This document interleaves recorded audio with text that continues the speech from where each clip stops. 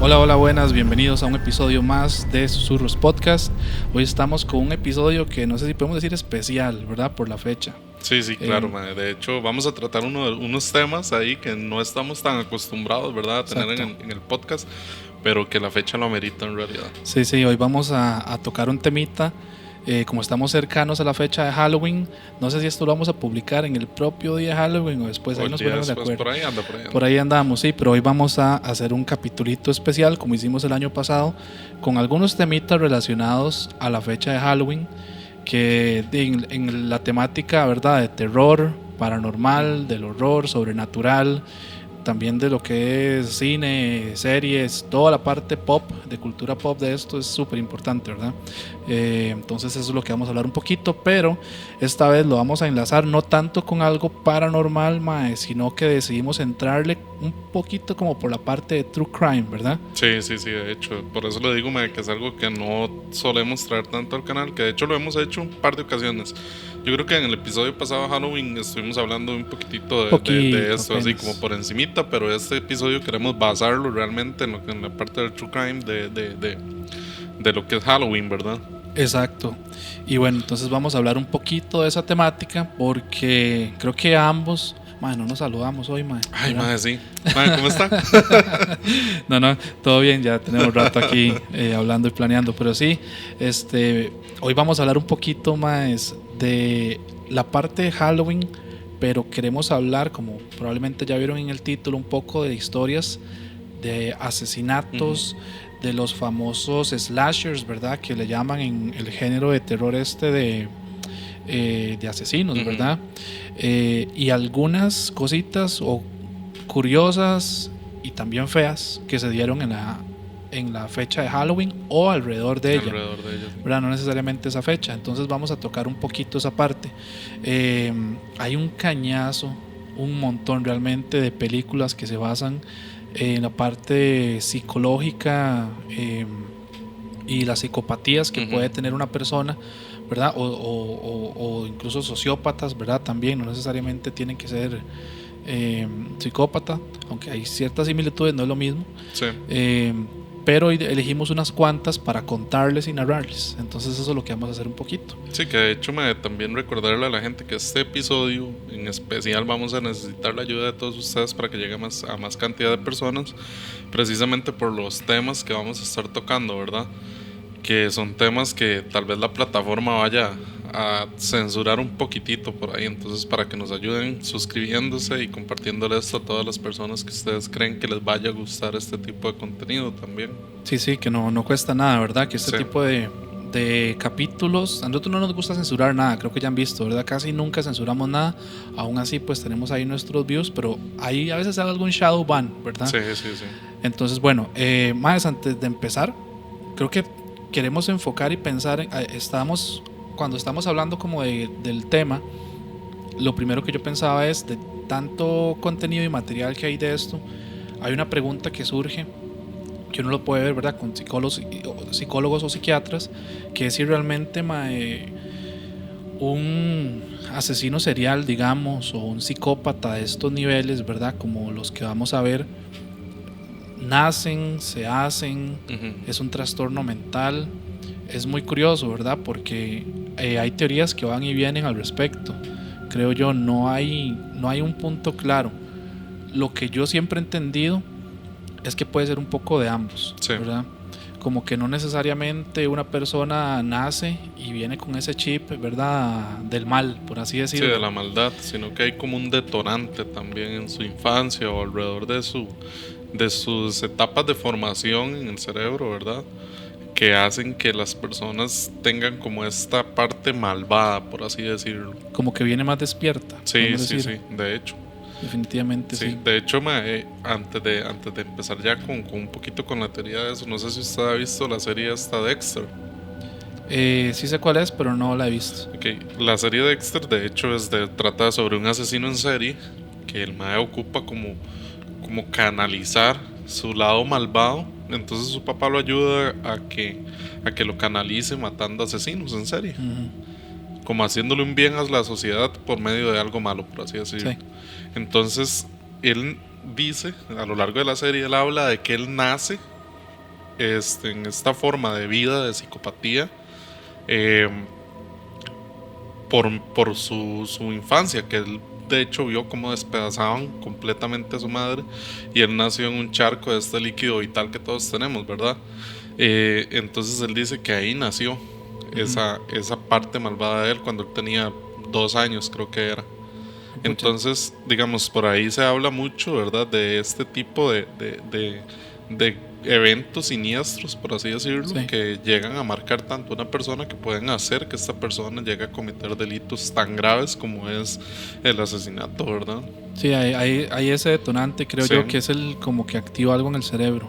Entonces, Sí, de hecho, es como cuando uno le dan ataques de pánico o ansiedad, que usted al médico le dice es que usted ya tenía eso, pero se lo detona un evento en particular. o el estrés. O el estrés también. También. Que bueno, que dicho sea de paso, si les gusta este episodio, también para contarles más, esto es chisme.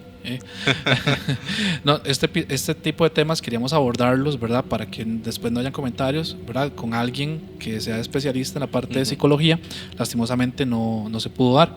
Entonces igual decidimos hablar un poco de esto desde nuestra perspectiva. Ojo, que es bien importante que ninguno de nosotros somos psicólogos, ni psiquiatras, ni expertos, pero depende, ¿verdad? Si les gusta el episodio, nos lo hacen saber y entonces podemos volver a intentar a tener, ¿verdad? Algún especialista en esta área para que se siente con nosotros a hablar un poquito de eso.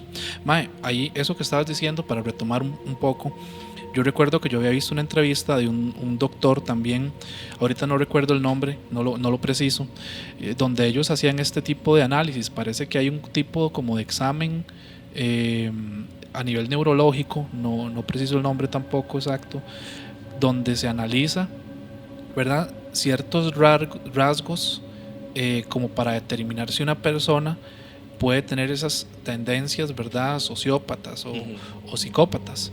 Si alguien recuerda el nombre por ahí, o si vos te acordás, no sé, nos lo pueden poner por ahí abajo. Y me pareció muy interesante porque yo eso no lo conocía, ¿verdad? Estudiando un toque el tema para poder conversarlo, me di cuenta de eso. Y a mí me pareció muy curioso con este doctor que cuando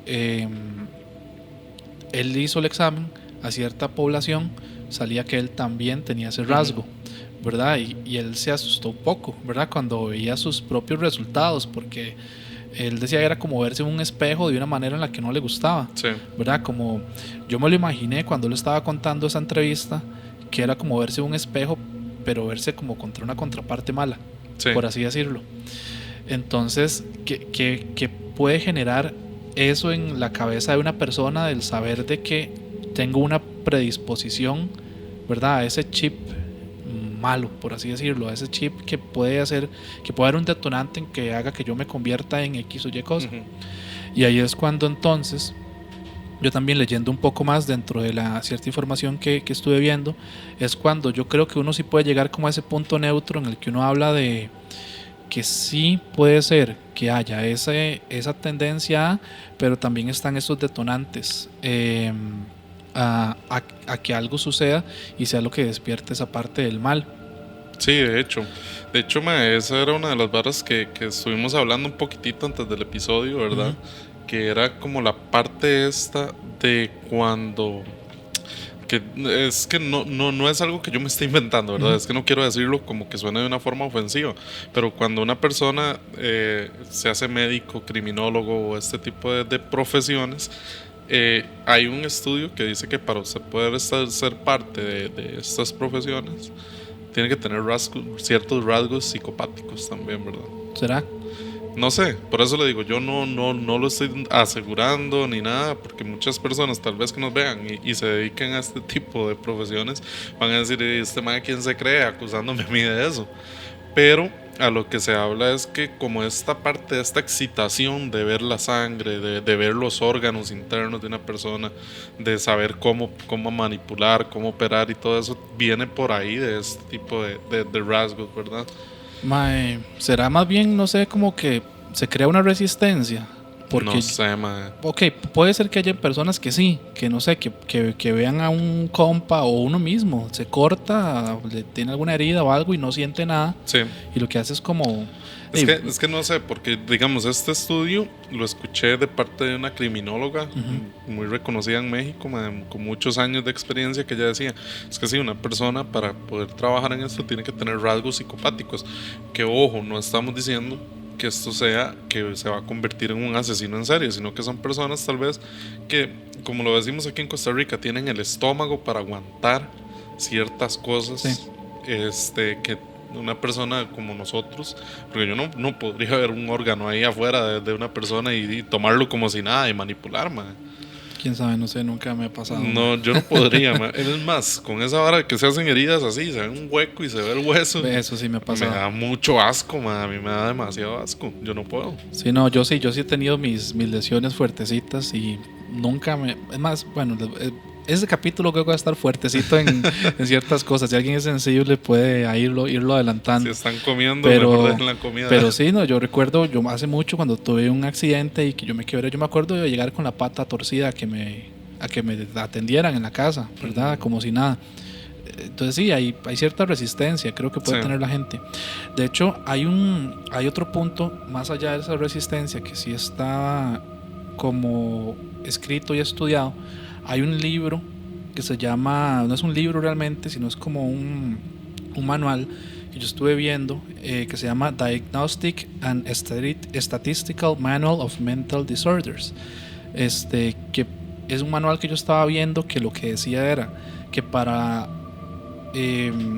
la psicopatía, la sociopatía, dentro de este tipo de cosas, cuando se da a nivel mental, inicialmente se pueden dar como un tipo de trastorno de personalidad, lo que explicaba el manual. Dentro de lo que yo leí pude resumir, y que incluso ¿verdad? Puede generar este desorden como de personalidad e incluso traducirlo a alguna situación conductual. Entonces eso, más todo lo que yo estuve leyendo antes, ¿verdad? Creo que es bien interesante, porque lo que quiere decir, o lo que yo entiendo y resumo de la situación, es que una persona con estos rasgos, aparte de que bueno, viene predispuesto, tal vez por así decirlo en palabras coloquiales, con algún tipo de chip medio malo, predispuesto a ciertas cosas, también a nivel de personalidad tiene algún tipo de trastorno, ¿verdad? Que lo hace ser diferente, por poner una palabra, porque no necesariamente que es lo que la mayoría asocia, que puede ser como retraído o tímido o muy apartado. Sí, que también esta incapacidad de las personas con este tipo de psicopatías, ¿verdad? De contacto social y eso. Sí, de no procesar bien las emociones, ¿verdad? Exacto, también. ¿Y a qué me iba yo con esto? Porque yo leyendo un poquito el manual, lo que me encontré fue que hablaba de esta parte conductual de las personas, tiende mucho a esto, a que son personas retraídas, como que tienen, ¿verdad?, una dificultad con la parte social y el contacto con la gente y demás. Pero yo cuando lo leía yo decía, suave, hay asesinos que no eran así, que eran todo lo opuesto, que más bien, entonces yo me acordaba, creo que era Ted Bundy, por ejemplo, que se habla, que más bien el mae era un galán, que el mae tiene una chispa con la gente, que el mae, ¿verdad?, era todo lo opuesto. Pero es que esto habla propiamente no de la parte social, así solamente, sino de la parte emocional más que todo. Digamos, porque usted puede ser una persona que usted sale a la calle, habla con todo el mundo, se liga huilas y la vara, y está normal todo el tiempo, pero usted eso no lo está procesando como que usted está socializando, sino como que usted se está creando una pantalla frente a la sociedad. Como un juego, sí. Porque exacto, a mí se me ocurría Ted Bundy, puede ser Richard Ramírez también, que decían que eran que el mae igual tenía un carisma y que no sé qué. Sí, que ese Richard Ramírez, de hecho todas las mujeres estaban deseándolo a él. Incluso después de que se condenara a Richard Ramírez, todas querían que fuera la esposa, que ellas fueran la esposa del mae. Visita conyugal, quería. Sí. De hecho el mae se habla de este mae Charles Mason, mae, estuvo recibiendo millones de cartas de personas que estaban enamoradas de él, a pesar de saber todo lo que él había hecho. Y eso sí era feo. Sí. Horrible. Pero a nadie le falta a Dios, dice. Exacto. Pero sí, es muy interesante. Pero bueno, creo que ya hablamos un poquito ahí, introducción ahí. Hay una vara antes de pasar a historia, dale. que yo quiero hablar, que es una vara que yo he leído mucho porque me interesaba realmente, es el análisis psicomorfológico de las personas que son psicópatas, aunque son asesinos en serie. ¿Qué se habla, mae, de el análisis psicomorfológico? Para los que no lo comprendan muy bien, es el análisis de la cara prácticamente. Ajá. Los rasgos que la persona tiene y la parte mental también. Que hay 11 rasgos que tienen este tipo de personas. Se los voy a decir y les voy a dar una pequeña explicación. Como les dijimos antes, nosotros no somos expertos en este tema, por eso lo tengo acá apuntado para poder verlo más o menos ahí de las notas que tomé, ¿verdad? Te referiste ahí también, porque yo no lo conozco tan bien, tal vez, sí sé cuál es, como cuando había algún tipo de juicio, ¿verdad? Que hay cámaras con este tipo de asesinos seriales que prácticamente las personas expertas en esta área pueden hacer un análisis solo viendo cómo se comporta la persona ahí en el juicio, viendo cómo lo juzgan, cómo hablan de él, como todo, ¿verdad? Que se genera, bueno, para no meter la cuchara mucho, ¿verdad? Hay personas hasta que les genera excitación, ¿verdad? Ese tipo de adrenalina, etcétera. ¿A eso te referís, verdad? Sí, lo que se puede proyectar. Digamos, es lo que se proyecta más la parte física de la persona propiamente, ¿verdad? Que se habla de estas características que tiene una persona que tiene estos rasgos psicopáticos, ¿verdad? Que es el marco retraído, esa es la primera de todas. Que el marco retraído, para los que no somos expertos en el tema, es la cara fina y alargada en las personas. Tienen una retracción lateral, es decir, que la parte esta de la frente está como un toquecito como hacia atrás, y la cara lo que hace es como tirarse hacia el frente, como tender hacia adelante, ¿verdad? Dice que una zona de expansión emocional, que es como esta parte más sentimental, por así decirlo. Entonces se dejan llevar día a día por su motivación a la hora de cometer estos crímenes atroces, ¿verdad?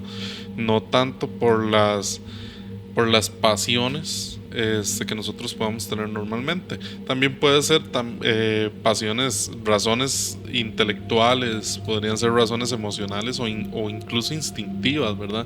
De verse acorralados en algún momento y cometer este tipo de actos atroces. Por eso es un análisis psicomorfológico, ¿verdad? Porque es de la psique y de la parte física del cuerpo. Correcto.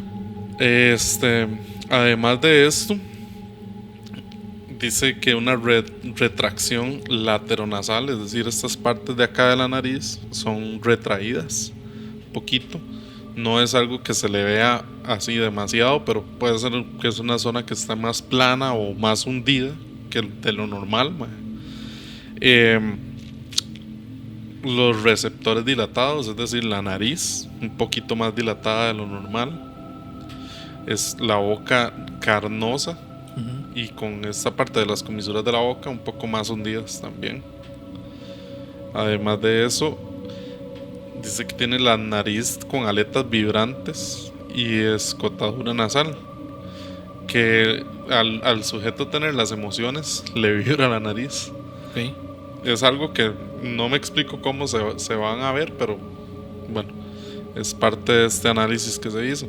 La retracción en los ojos, que tiene una retracción frontal, es decir, que el ojo está un poco hundido, pero como salidito, la parte del globo ocular está salido.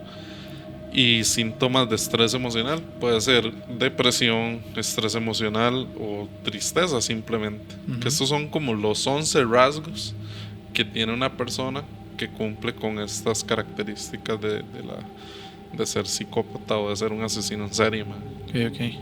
Que a mí me parece muy interesante porque, si usted se pone a ver los grandes asesinos en serie o los grandes psicópatas de la historia, muchos de verdad se le ven estas características a simple vista también. Era lo que usted decía de Ted Bundy, que tal vez Ted Bundy no se veía de esta forma, pero Richard Ramírez sí. Sí, tienen... Entonces es como tal vez esas similitudes que llegan a darle a una persona como esta característica de poder llegar a ser. No es que vayan a ser, pero sino de poder llegar a ser un asesino en serie o un psicópata. Ok, está interesante. Yo no las conocía así a detalle. Pero sí, tal vez si uno se pone a ver ciertas cosillas en algunos, sí, como que las asocia. Como que calzan, ¿verdad? Sí, sí, sí. De hecho, perdón que me Dale. interrumpa antes de que continuemos. En esta serie de Dexter, mae, el mae que hace del actor principal, se me fue el nombre ahorita, este mae, la cara de él en realidad es muy calza mucho con este tipo de rasgos que Sí, tiene, tal que vez tiene un psicópata. a la hora del casting Claro, lo buscaron lo de cierta buscaron, manera. mae. Sí, sí, Es sí. interesante que ahora que mencionaste a Dexter, ¿verdad? Que con esta... no sé si será así o no, porque yo no conozco la serie, nunca la he visto, o sea, sé cuál es. Me recordó a Ed Kemper, a Edmund Kemper. No sé si has escuchado de ese asesino. No. Que de hecho, digamos, no lo teníamos pensado porque realmente no tiene que ver con algo de Halloween.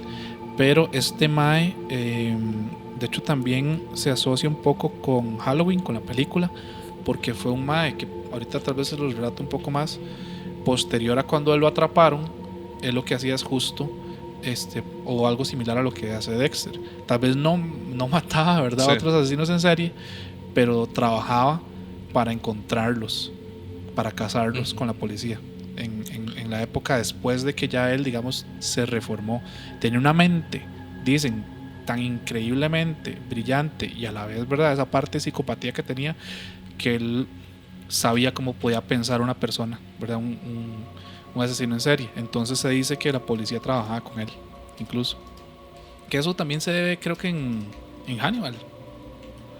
Sí, de hecho, mae, que Hannibal es un claro ejemplo de todo este tipo de cosas que estamos hablando, ¿verdad? Sí. Que, mae, es que ya nos metimos en recomendación de series, pero si han visto la serie de Hannibal de la BBC, mae, es de las mejores series que yo he visto en mi vida. Ujú. De verdad, es de las Nunca la he mejores visto. series. Mae, digamos que Hannibal, los que conocen la película, sí, el mae trata de como de meterse en la mente de las personas, Sí. pero en esta serie realmente el mae se mete en la mente de las personas y los hace hacer cosas y creerse cosas que nunca han pasado o que realmente genera esa duda. Mae, es muy buena. Por ahí una recomendación si quieren verla. Buenísimo, sí. Yo es que no soy tanto de series, no tengo el tiempo, entonces las peliculitas clásicas y así. Pero bueno, no sé si entramos con algunos casitos, porque sí hay algunos que uno puede tocar y son bien interesantes. Y lo decía creo que era un criminólogo también que yo estuve viendo, que hubo como una época dorada, mae, de esto que se da en el siglo pasado, justamente desde inicios de siglo como hasta los 70s prácticamente, es donde más asesinos hay. Porque Sí. si uno se pone a ver, ay, mae, ¿quién? Creo que es Vicente Garrido, el que estuve viendo, y él hablaba como de la época dorada de los asesinos en serie, y a raíz de eso, bueno, nacen un montón de películas, porque podemos hablar en esa época de Ted Bundy, de Richard Ramírez, de Jeffrey Dahmer, Jerry Dahmer. bueno, no, Jeffrey Dahmer, No es Jerry. no, Jeffrey, bueno, del famoso asesino del Zodiaco, Mae, que de hecho con ese mae del asesino del Zodiaco, yo no sé si usted ha visto, perdón ahí que lo interrumpa, Dale. pero no ha visto un mae en TikTok que dice, mae, el asesino del Zodiaco era mi abuelo. Está loco. Que de hecho es uno de los más famosos casos de asesinos en serie, porque fue un caso que realmente no se llegó a una conclusión. Se tuvieron sospechosos, pero no se llegó a una conclusión. Y de hecho el mae le han hecho varias entrevistas y todo, porque el mae llega y dice, mae, es que el asesino del Zodiaco es mi abuelo. Ok. Mi abuelo se llama, creo que era Richard Hudson, creo que era, no recuerdo el apellido bien en este momento. Pero la verdad es que el mae dice, es que yo tengo las pruebas. Mi abuelo fue policía, mi abuelo fue novio de la primera persona que asesinaron. Mi abuelo conocía la ubicación de todas las personas. Mi abuelo tenía un arma así, que fue el arma utilizada para cometer los crímenes y demás. Y la persona que sobrevivió dijo que el hombre que la atacó tenía ciertos rasgos que resulta que eran los mismos rasgos del abuelo. Y de hecho hay una parte donde se hace como una recreación de cómo sería este asesino del Zodiaco a cierta edad, muchos años después. Sí. Y el mae muestra la cara del abuelo con el dibujo que se hizo y es exactamente la misma cara, mae. Sí. Entonces el mae en uno de los videos llora y todo diciendo: es que mi abuelo es el asesino del Zodiaco, ya el abuelo falleció y nunca pagó por los crímenes que cometió. Y el mae dice: el arma estaba en mi casa, no sé qué se hizo, no sé qué pasó con esa arma, pero el mae tenía todas las características, porque el mae lo empezó a sospechar fue porque la primer muchacha que asesinaron era la amante del abuelo. Ok. Bueno, asegurar ese tipo de cosas es una vara bien fuerte. Sí, claro. Que Arthur Allen es supuestamente la persona a la que decían que pudo haber sido, que también es una persona que ya falleció en los 90s, pero como sabemos, ese caso nunca se resolvió. Pero sí, digamos, es muy interesante porque cuando uno se pone a ver esas épocas, claro, es como la era dorada, ¿verdad?, de los asesinos en serie, y a raíz de eso ahora sí, bueno, surgen un montón de slashers y películas, ¿verdad?, relacionadas a esto. Bien interesante. No sé si entramos como con algunas para ir. Bueno, ahí está Adrián comentando que sí es Jeffrey Dahmer. Jeffrey Dahmer, sí. Ok. Sí, ahí está pasándonos la info. Jeffrey Dahmer era otro entonces. Jerry Dahmer es... ya me acordé quién es Jerry Dahmer. No, es otra persona completamente distinta. De hecho, se dedica a la música. Ok. Sí, que a raíz de eso... Richard Hoffman era el nombre del abuelo de esta persona, que por ahí les podemos poner unas imágenes para que ustedes las vean. Ok, no, voy a buscarlo. Yo es que como no sigo tanto TikTok, pero está interesante que una persona aparezca diciendo, ¿verdad?, y asegurando algo así. Madre, pero es que, digamos, es impresionante porque usted ve de verdad las fotos de cuando el abuelo, sí, el madre dice: madre, es que se parece mucho. Usted ve las fotos de cuando el abuelo era joven, sí, del abuelo viejo. Madre, es la misma vara, de verdad. Por ahí les podemos poner las imágenes para que las revisen, madre. Ok, está interesante. Sí, ahora que estaba pensando, Mike, bueno, que estamos hablando así, como haciendo un resumen de todos estos, también yo me acuerdo de haber visto algún tipo de entrevista o no me acuerdo dónde fue que lo vi, con este mae Garrido, que es criminólogo. Y el mae también hacía como un análisis interesante de por qué no hemos vuelto a ver como tantos asesinos en serie. Y yo le voy a decir una simple razón. ¿Cuál? En todo lado hay cámaras. Ya no se puede hacer así. Para empezar por ahí. Sí, que de hecho hay un caso, perdón. Dale. No importa si le digo eso. No. Hay un caso muy famoso en Costa Rica, que muchas personas de la época de los 90s para atrás nos vamos a acordar de este caso, que es el caso del psicópata, del descuartizador. No sé si recuerdan, ¿Sí? Si recuerdan ese caso, que era una persona que contrataba sexo servidoras y las desvivía y las descuartizaba y dejaba esparcidos sus restos por muchos lugares diferentes, que de hecho aquí, muy cerca de aquí, aparecieron varias veces restos de esta persona, que nunca se supo realmente quién era. Pero ahí hay un dato perturbador, en 2000, creo que fue 17, empezó a pasar lo mismo, pero en Limón, y fue una vara que casi no resonó en Costa Rica, porque las autoridades, no voy a decir nombres de las personas encargadas, pero las autoridades de Costa Rica no iban a dejar que este caso se supiera así como así, pero empezó a pasar exactamente solo porque era mismo. Familiar de un político, dicen, no sé, pero empezó a pasar exactamente lo mismo. En Limón empezaron a perderse sexo servidoras.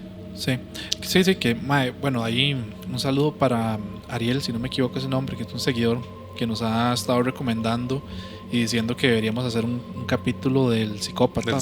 Porque nosotros tenemos el caso, bueno, el descuartizador, el psicópata, y también hay un montón de crímenes que han quedado sin resolver por así decirlo, que se le han prácticamente como adherido a esos casos porque no tienen cómo saber, ¿verdad? De hecho, ahorita mae, voy a terminar esto y le cuento una anécdota muy inquietante, mae. Okay. La vara está así. Empieza a pasar esto en Limón otra vez, ¿verdad? Empiezan a aparecer partes de sexo servidoras regadas por toda la provincia. Resulta que empiezan a hacer las indagaciones y agarran a una persona, la encarcelan, pero se ponen a ver, mae, que esta persona tiene exactamente la misma edad que tendría el descuartizador que estuvo en San José mucho tiempo. Okay. Porque eso no fue cuestión de un mes, ¿verdad? Fue cuestión de varios meses, incluso podría decir que un año, que estuvieron apareciendo partes de cuerpos de mujeres en especial en ciertos lugares, ¿verdad? Que de hecho, yo no sé si usted sabe eso, pero para que una persona se considere asesino en serie, son más de 3 asesinatos que tiene que cometer con un modus operandi. Y esto pasó en ese momento. Sí. Ahora, voy a la anécdota perturbadora. No sé si se acuerdan del asesino de la Cruz de la Jolita, que también es un caso de hace muchos años, ¿verdad? Sí, que es de esos que quedó ahí como en el aire un poco. Quedó en el aire. Había una persona, no sé si decirlo, el apodo es... Bueno, lo voy a decir, yo creo que ya esa persona falleció, no sé. El famoso Tres Pelos, que era una persona que era bastante violenta y problemática en Costa Rica, ¿verdad? Resulta que una vez, esto yo no lo viví, no me acuerdo de eso, pero me lo contaron mis familiares. Una prima llega de la mano de un hombre y el hombre le dice a mi abuelo: esta chiquita se fue a dar una vuelta conmigo allá, pero ya la traje porque anda sola en la calle. Mi prima tenía tal vez 4 o 5 años, man. Y cuando llega a la casa, mi abuelo lo reconoce. Resulta que era Tres Pelos el que se había llevado a mi prima a dar una vuelta y la devolvió sana y salva. Ok. Entonces, digamos, y este es el que se le atribuyen estos crímenes en Alajuelita, en la Cruz de Alajuelita también. Sí, ahí, bueno, ahí de hecho está el podcast creo que es de la gente del OIJ, de Expediente 043, creo que se llama, que es muy bueno. Es buenísimo. Ahí los maes hacen un abordaje más profesional y detallado, porque claramente ellos tienen acceso a los expedientes y todo, que recomendado para que lo vayan a ver de todos estos casos. Y a nosotros sí nos encantaría ahí, tal vez más adelante, tocar un crossover. Un crossover ahí, sí, ¿no? Y tocar un poquito temas de estos, ¿verdad? El psicópata que nos han pedido también. Sí, claro, man. Pero sí, muy interesante cómo en esas épocas, se daban, ¿verdad? De todas estas situaciones. Eso fue en los 90s. De hecho, hay un caso de los que quería contarles, que es en los 90s también, que se viene un poquito más para acá, que creo que en los 90s es donde finalizó un poquito la parte de asesinos en serie, ¿verdad? Y tenía que ver un poco con eso que usted dijo, ¿verdad? De que, claro, ahora hay cámaras por todo lado y hay un montón de varas más. De hecho, entre las cosas que yo estaba viendo ahí antes de que nos hemos desviado un montón del tema, pero está interesante. Pero está buenísimo. De hecho, yo no sé por qué nunca habíamos hablado de esta vara en el podcast. Y este mae Garrido decía justamente eso. Uno, hay cámaras por todo lado. La parte de tecnología, la parte de análisis de ADN, la parte de investigativa, la parte de bases de datos. El mae decía también que es una de las cosas que ha influido.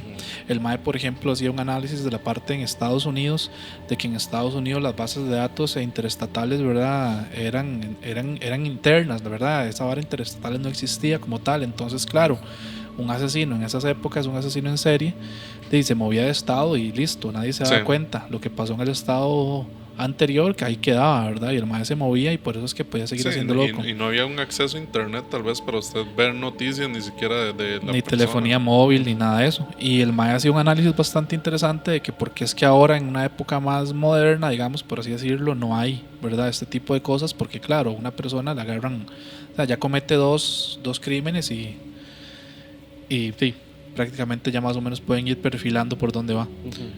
Pero bueno, no sé si vamos un poquito con alguna de las historias que tenemos por ahí. Si quiere, empiece usted con una de las que trae. Sí, de hecho, ahora que estamos hablando de esto y que nos vinimos un poco más a los 90s con eso que estabas contando, voy a contar un poquito una. para volver a ligar un toque con lo que íbamos a hablar, porque nos desviamos un toque, pero no importa. Queríamos hablar un poco, ¿verdad? Los famosos slashers. ¿Por qué los slashers? ¿Verdad? Que son estos asesinos famosos de películas como el mae de Scream, como el mae de La Masacre en Texas, como el mae de Halloween, como Jason, como Freddy Krueger, que muchos de esos casos están basados en asesinos que existieron, ¿verdad? Sí. Pero hay uno que lo tenía para el final, pero lo voy a contar de primero porque me llamó mucho la atención. Que antes de entrar, mientras estábamos armando ahí, te comenté que hubo un caso que generó que el Halloween se cancelara en un lugar por 15, 16 años. Y esto fue en los 90s. Hasta ahorita, hasta los 2000 y pico, fue como que volvió. Uh-huh. Y no necesariamente va como con la temática, pero como se dio en los 90s y demás, me llamó mucho la atención. Que es el caso, que es un caso bien triste, la verdad. De una niña que se llamaba Shauna Howie, y esto pasó en el 92 en Pensilvania, en una ciudad que se llamaba Oil City en Estados Unidos, y que era una ciudad pequeña que marcó a la ciudad y que causó este tema con el Halloween. ¿Qué fue lo que pasó? Ella era una niña, ¿verdad? En esa época de los 90s, como sabemos, había muchas más libertades que ahora, y especialmente en los pueblos pequeños, ¿verdad? Entonces incluso los niños pues tenían esas libertades de poder estar un poco más afuera, de ir y viajar solos a la escuela, de que los papás trabajaran y, ¿verdad?, llegaran a su casa solos, este tipo de situaciones. Entonces se dice que el núcleo familiar de ella, que era ella, la niña, su madre, y tenía un padrastro. ¿Okay? ¿Qué fue lo que pasó? Que cuando ella tenía aproximadamente 11 años, se dio antes de Halloween, justamente, se dio un 27 de octubre, todavía no habíamos llegado a Halloween. La niña caminaba porque venía como de vuelta de una fiesta de Halloween de las niñas exploradoras, ¿verdad? O scouts, como conocemos nosotros, que ya había asistido a la fiesta, pero que tenía que esperar a que alguien la recogiera, porque ya terminó la fiesta tarde, aproximadamente para una niña de esa edad, a las 8 de la noche, ¿verdad? Y que a pesar de que estaban y existían estas pequeñas libertades, ¿verdad?, los niños en esa época de andar solos por aquí y por allá, y que no era una distancia muy lejana, ella por lo general esperaba que la recogieran porque le daba miedo a la oscuridad a la niña. Y resulta que, bueno, su mamá trabajaba, su padrastro estaba en la casa, pero lo que sucedió es que a la madre se le olvidó que la niña había que recogerla, y lo que hacía a veces, que era que enviaba a alguien, ¿verdad?, esa confianza que podía tener con algún vecino o algún otro pariente o alguien que la recogiera, se le fue también, por así decirlo, dentro de su vara de que estaba en el trabajo y demás. Y bueno, lo que sucede es que pues la niña estuvo esperando, y al final, como no llegaron a recogerla, pues decidió irse. Lo que hizo fue que se fue caminando con una amiga que vivía un poco más cerca del lugar donde ellos estaban en esta fiesta, y se fueron caminando juntas para acompañarse. Que incluso dice la historia que la otra niña le dijo que se quedara con ella, que se quedara a pasar la noche, que esperaba a ver si podían llamar a la casa, al papá o algo, o al padrastro en este caso, para que la recogieran, pero que ella no quiso, y que decidió irse porque ya estaba a unas cuadras más cerca. Entonces pensó que se podía ir, que ya se negó. La historia oficial, según lo que está, digamos, estipulado en el caso, dice que en una esquina, que era la esquina entre las calles Reed and West First, que estaba ya muy muy cerca de la casa, ella fue secuestrada. ¿Cómo saben que fue secuestrada? Porque había un hombre que fue el que, por así decirlo, puso la primera denuncia. Un mae que se llamaba Dan. Vio como a una niña la subieron a un vehículo. Él fue, avisó a la policía, avisó cómo era el vehículo, avisó cómo era esta persona, y listo, y no pudo hacer mucho más. Lo que sucede, bueno, cuando la niña desaparece y no regresa a la casa y demás, y pasa el tiempo, pues ahí sí se da una situación típica, ¿verdad? Que los papás se asustan, el padrastro ve que no llega, etcétera. El padrastro se va a buscarla dice la historia que él se regresa como por el camino por el que la niña podría irse, que como le tenía miedo a la oscuridad, se fue como por la calle principal y tratando de ver algunas calles aledañas, viendo por donde más luz hubiera, porque es lo que la niña hubiera hecho para caminar, que nunca la encuentra. Entonces que decide regresar a la casa. En esa época no hay celulares, ¿verdad? Y los celulares que habían pues eran muy caros y demás, y solo alguna gente podía tenerlos, y llegan a poner la denuncia, ¿verdad? Llama por teléfono a la policía y listo. Entonces lo que le recomiendan es quedarse en la casa esperando alguna llamada por si había sido un secuestro, solicitando algún rescate, y justamente le avisan que esta otra persona ya había puesto algún otro tipo de denuncia. Entonces se encienden todas las alarmas del pueblo. ¿Okay? Entonces ahí ya sí regresa la mamá, etcétera, todo el mundo muy asustado, ¿verdad? De que algo tuvo que haber pasado con la niña, porque ya está la, digamos por así decirlo, primera alerta de esta otra persona, Dan, y del papá. Entonces deciden empezar a buscarla. Se arma un equipo, familiares, gente y demás, un pueblo que no es tan grande, y empiezan a tratar de encontrarla, ¿verdad? Pasa la noche y empiezan a hacer sus búsquedas, pero no la logran encontrar. Buscaron, es una zona un poco más rural, cerca de ciertos arroyos, por algunos puentes que daban hacia el pueblo, etcétera, etcétera. La cosa es que la niña no aparecía. Se dice que bueno, algunos días después, prácticamente ya llevaban 2 días buscándola, uno de los familiares, ahí la historia no es clara si era realmente un familiar o fue alguna persona, encontró alguna vestimenta con la que parece que la niña había sido vestida, ¿verdad?, para esta fiesta con los scouts cerca de un puente, justamente en una zona que anteriormente ya ellos habían buscado, lo cual les pareció muy extraño, porque entonces eso lo que les daba a entender es que la pudieron haber tenido oculta y posteriormente la dejaron por ahí o tiraron la ropa por ahí. Entonces la gente y el grupo de búsqueda como que se reactivó nuevamente con mayor fortaleza. Siguen buscando a raíz de este detalle que se encontró posterior, y encuentran cerca de donde habían encontrado esta ropa o parte del disfraz de la niña, zapatos, envolturas como de dulces cerca de ahí mismo, y había un puente que era como un puente de ferrocarril donde una de las personas se detiene ahí y logra ver un cuerpo en el fondo de un riachuelo abajo del puente. Era el cuerpo de la niña. Entonces, logran encontrar a la niña. Ok, hacen los exámenes, hacen, ¿verdad?, autopsia, etcétera, aquí y allá. La parte más dura hasta ahora, ¿verdad?, del asesinato de la niña es que parece que lo que sale es que ella no la tiraron muerta, por así decirlo, sino que estaba viva, tenía golpes, y que lo que sale por la causa de muerte es la caída. Más bien, así de cruel fue hasta ese momento el asesinato, ¿verdad? Lo que habían logrado determinar. ¿Qué fue lo que pasó?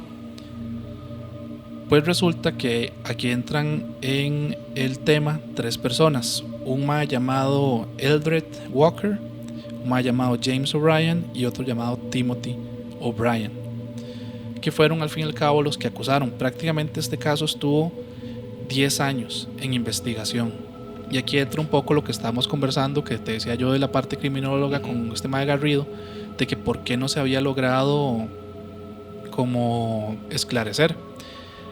Resulta que lo que pasó fue que este mae Ted o Eldred Walker era un mae bien extraño, que la gente conocía en el pueblo por ser bien extraño, que era con ciertas tendencias criminales aquí y allá, y que un poco por los rasgos que habían dado la primera persona que dio la denuncia y por el vehículo y esos, apuntaron a que él pudo haber sido el que la raptó inicialmente, pero nunca lograron dar como con alguna evidencia con algún tema de ADN, con algún tema de nada de eso, como para y lograr realmente acusarlo de nada.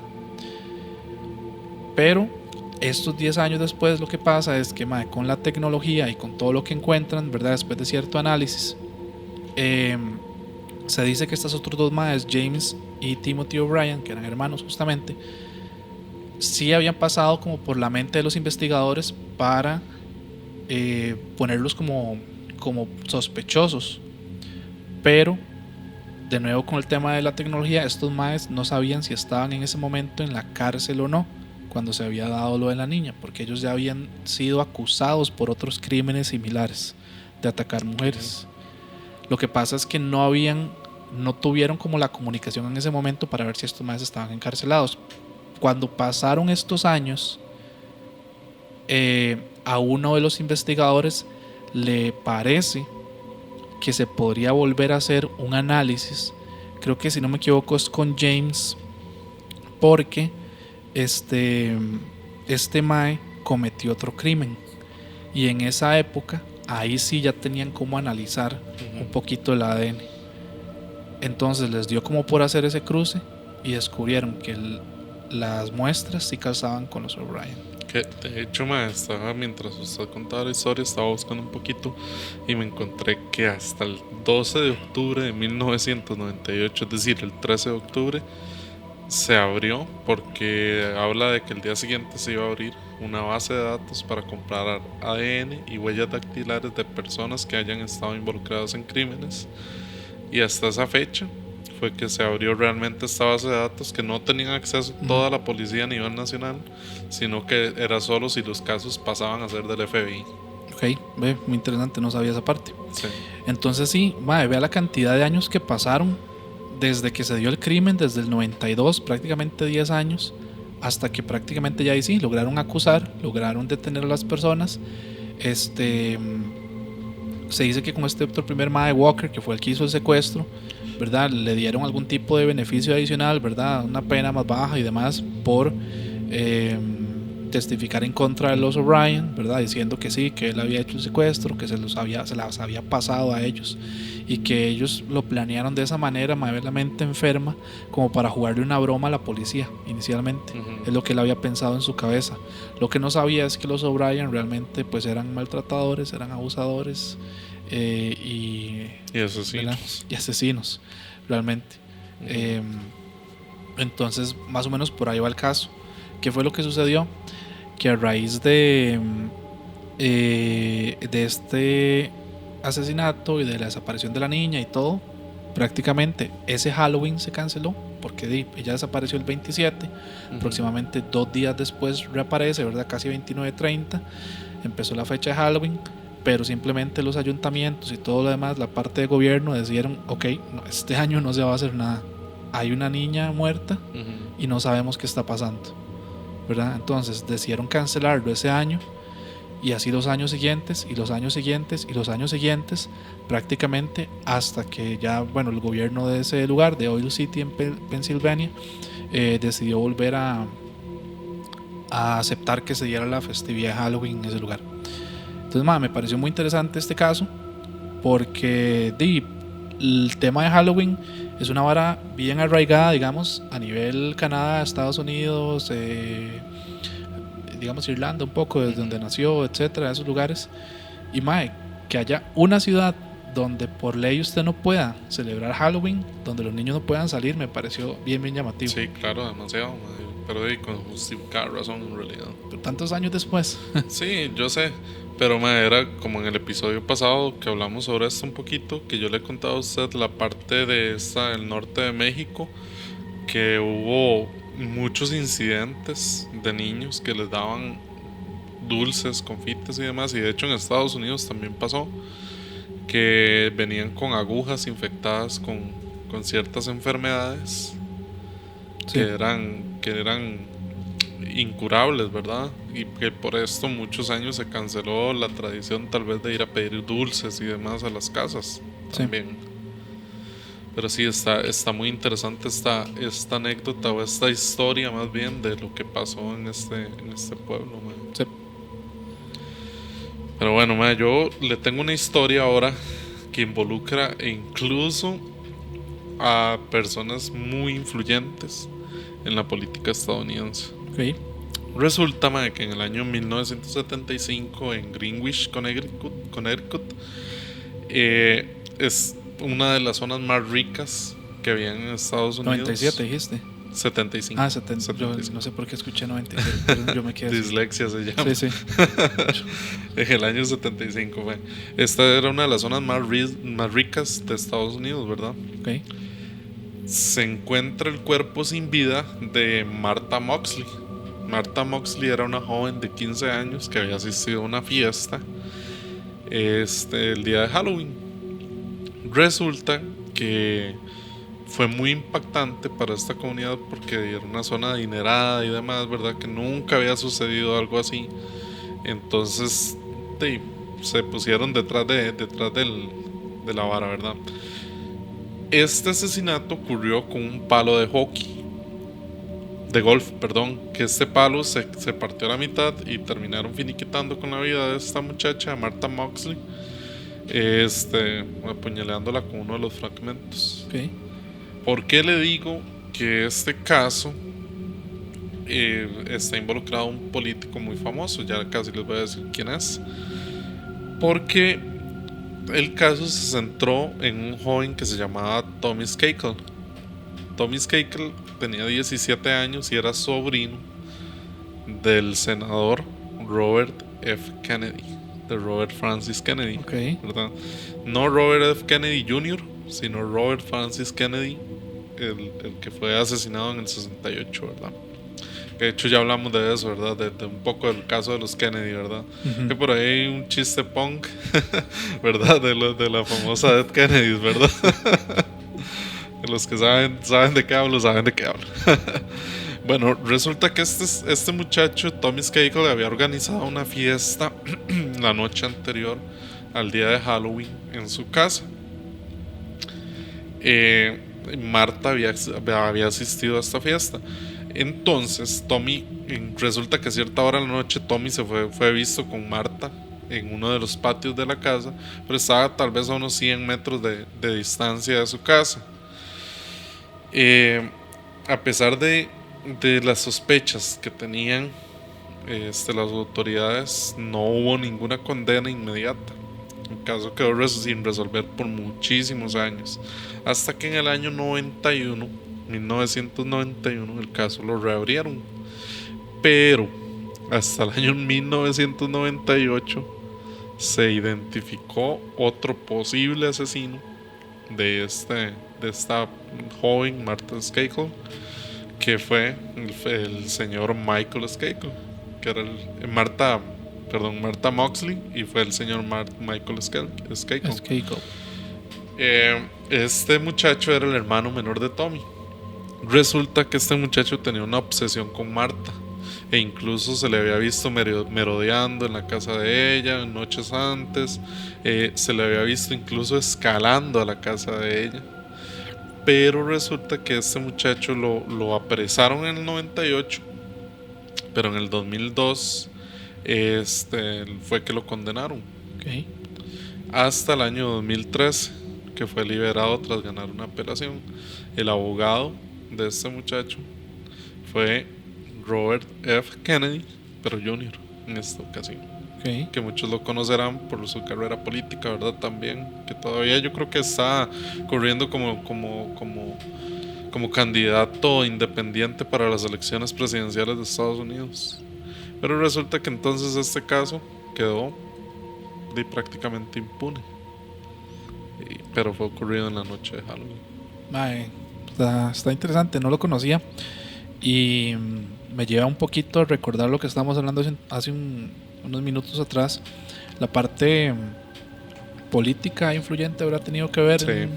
Sí. ¿Usted lo piensa, mae? Sí, es obvio, mae. Primero que nada, Okay. para que en el 75, bueno, ya, yo creo que ya para ese momento Robert Kennedy ya no existía, ¿verdad? Él fue asesinado en el 68, sí. Sí.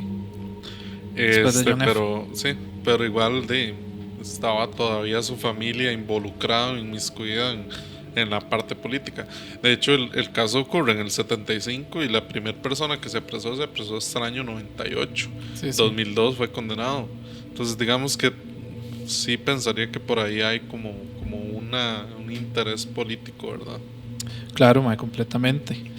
Sí, es que yo me devuelvo un poco a algunos otros casos.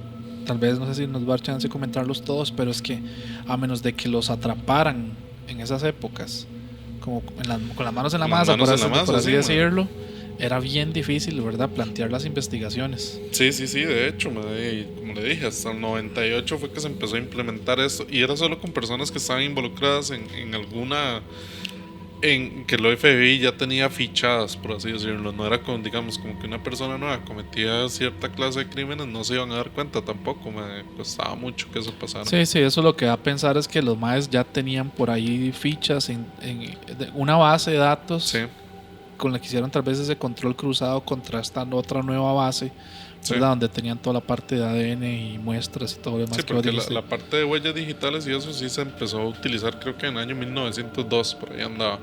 Eso lo había investigado antes, y sí lo había visto.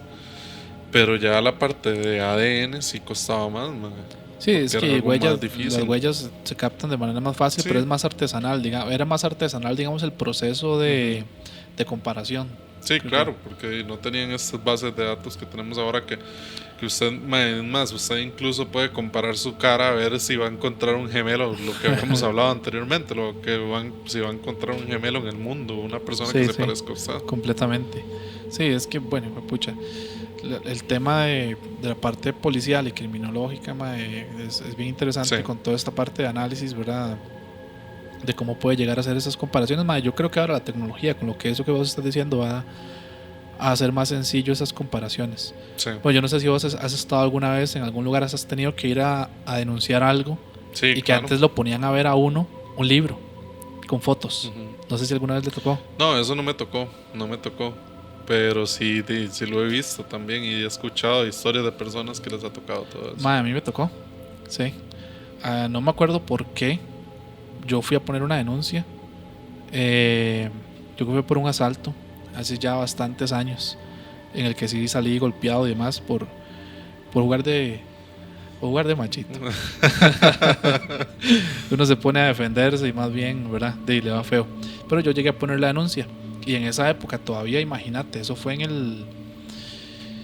Pucha, ¿qué pudo haber sido eso? 2007, por ahí. ¿Hace nada, güey? Sí, exacto. Y yo me acuerdo que yo cuando entré, llegué a la OIJ y toda la cosa, a mí me pusieron con libros, no fue digital. Sí.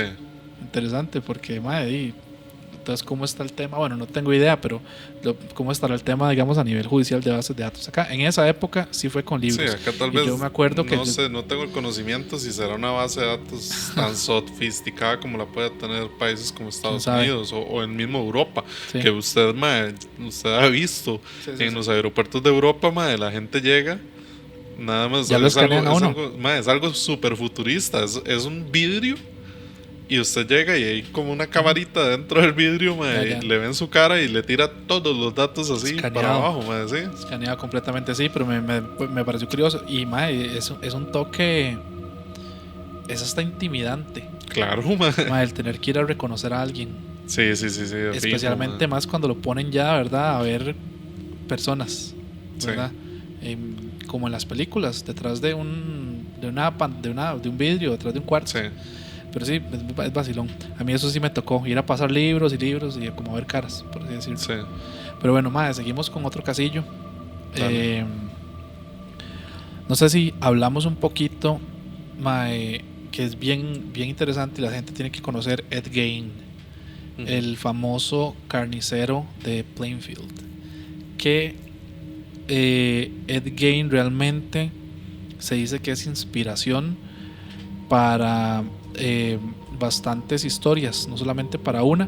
Está la más famosa, ¿verdad? Que es la de Masacre en Texas, ¿verdad? Que bueno, también luego hicieron Letterface y todo esto, pero que de hecho van a hacer una serie de Ed Gein.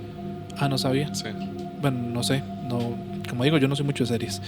Sí. También La parte creo que fue del Silencio de los Inocentes, se inspiró un poco ahí en Ed Gein. No sé si hay una parte de Psicosis también, que ellos se inspiraron un poco, especialmente por la relación que tenía el mae como familiar y todo lo que pasó, etcétera. Entonces Ed Gein, que creo que sí se pronuncia así, es una inspiración para un montón de estas películas e historias de terror que nos gusta ver en esta época, porque el mae, ¿cómo decirlo?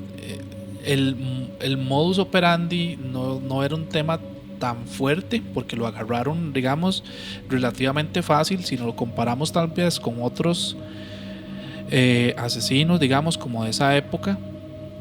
Pero el sadismo y el tema, digamos, mental que él pasaba, esa es como la parte más fuerte de esa historia de Ed Gein.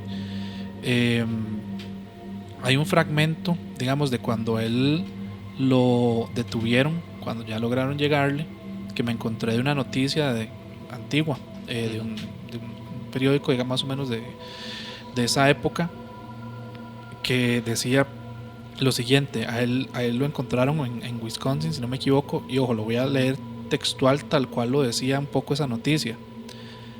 Decía: la policía de Wisconsin no podía creer los elementos que decoraban la caótica escena.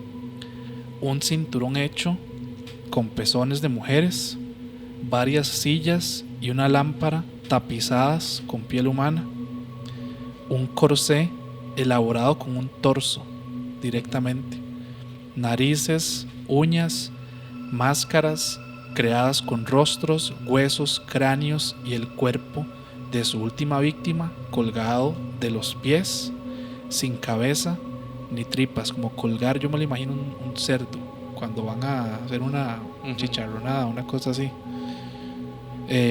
Pero el desorden de la planta baja contrastaba con la pulcritud de la parte superior de la vivienda, donde el asesino, que marcó a fuego esta comunidad y la cultura pop,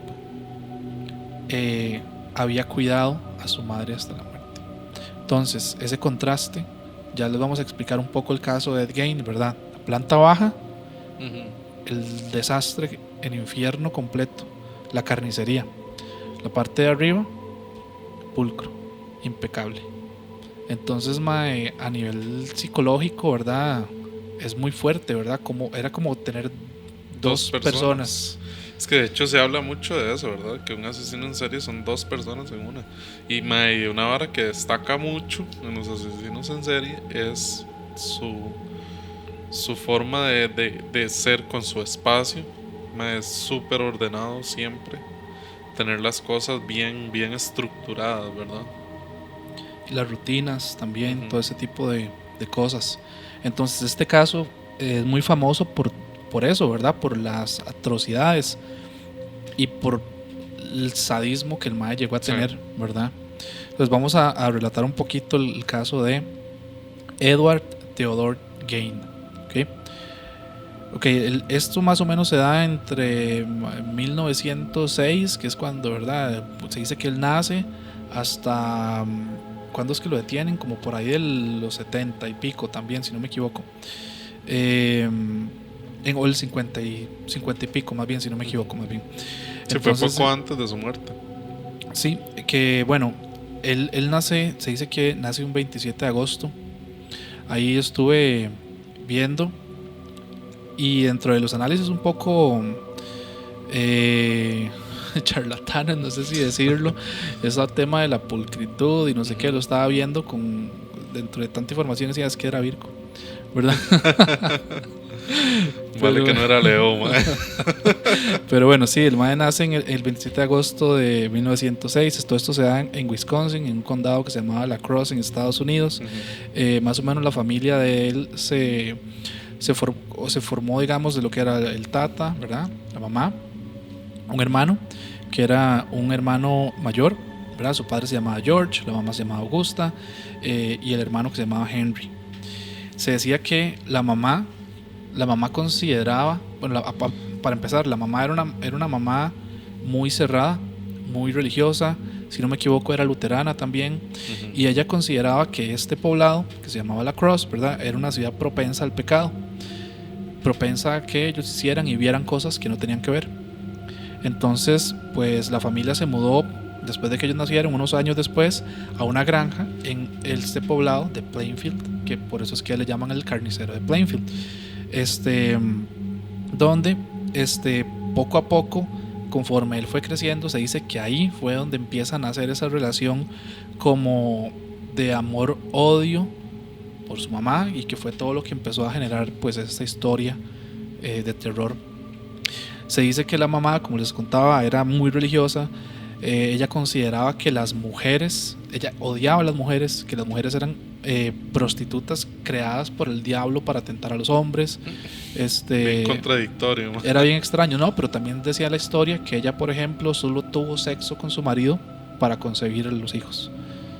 Básicamente. Sí. Entonces, ella tenía una manera de ser muy cerrada, muy cuadrada, porque veamos desde la historia, ¿verdad? Ella se llevó su familia de un poblado a otro simplemente para vivir en una granja, aislados completamente ermitaña del completamente. Mundo, completamente. Incluso cuando sus hijos, que se decía que sí fueron a la escuela y demás, que sí tuvieron cierta educación hasta cierto punto, los castigaba si sabía que ellos tenían amigos, por así decirlo, o que estaban teniendo algún tipo de amistad. Se dice que bueno, en este caso Ed y su hermano no terminaron pues los estudios, porque en el 40 el papá fallece, lo que los obligó a salir a ver cómo se ganaban la vida, a buscar un brete, y que a pesar de que en algunos lugares consideraban de que él era un poco extraño y diferente, como que eran estas personas de las que se podían ganar la confianza fácil, digamos, como que era raro, pero la gente pensaba que era inofensivo. Entonces en esa época se dedicaban a trabajar tanto el tema de la granja, digamos, donde vivían, como a hacer cualquier otro tipo de trabajo. Se decía que cuando ellos fueron creciendo, el primer caso o la primer víctima que realmente no fue confirmada ni hubo ningún tipo de investigación fue su propio hermano, Henry. Porque en la granja lo que pasó fue que algunos años después de que ya el papá falleció, creo que como 4 años después, en el 44, se dio un incendio en los campos de la familia, ¿verdad?, que habían, y ellos se van a tratar de apagarlo, pero lo que pasa es que el fuego supuestamente se descontrola, el hermano aparentemente se asfixia y muere ahí. El cuerpo fue hallado luego. Ed pues llamó a los bomberos porque se les había salido de control. Los bomberos encuentran la escena y pues por supuesto también llaman a la policía. Se dice que realmente cosas que se encontraron es que el hermano falleció por un golpe, no asfixiado, o sea, él estaba golpeado. Y lo que alguna gente, ¿verdad?, cuenta dentro de las teorías, porque como les dije no hubo investigación, es que realmente lo golpeó, él no pudo salir del incendio y se terminó asfixiando, y su hermano crea toda esta escena, ¿verdad?, de llamar a los bomberos, sí, aquí, que allá, para provocó su coartada en realidad, por así decirlo. ¿Por qué hizo esto?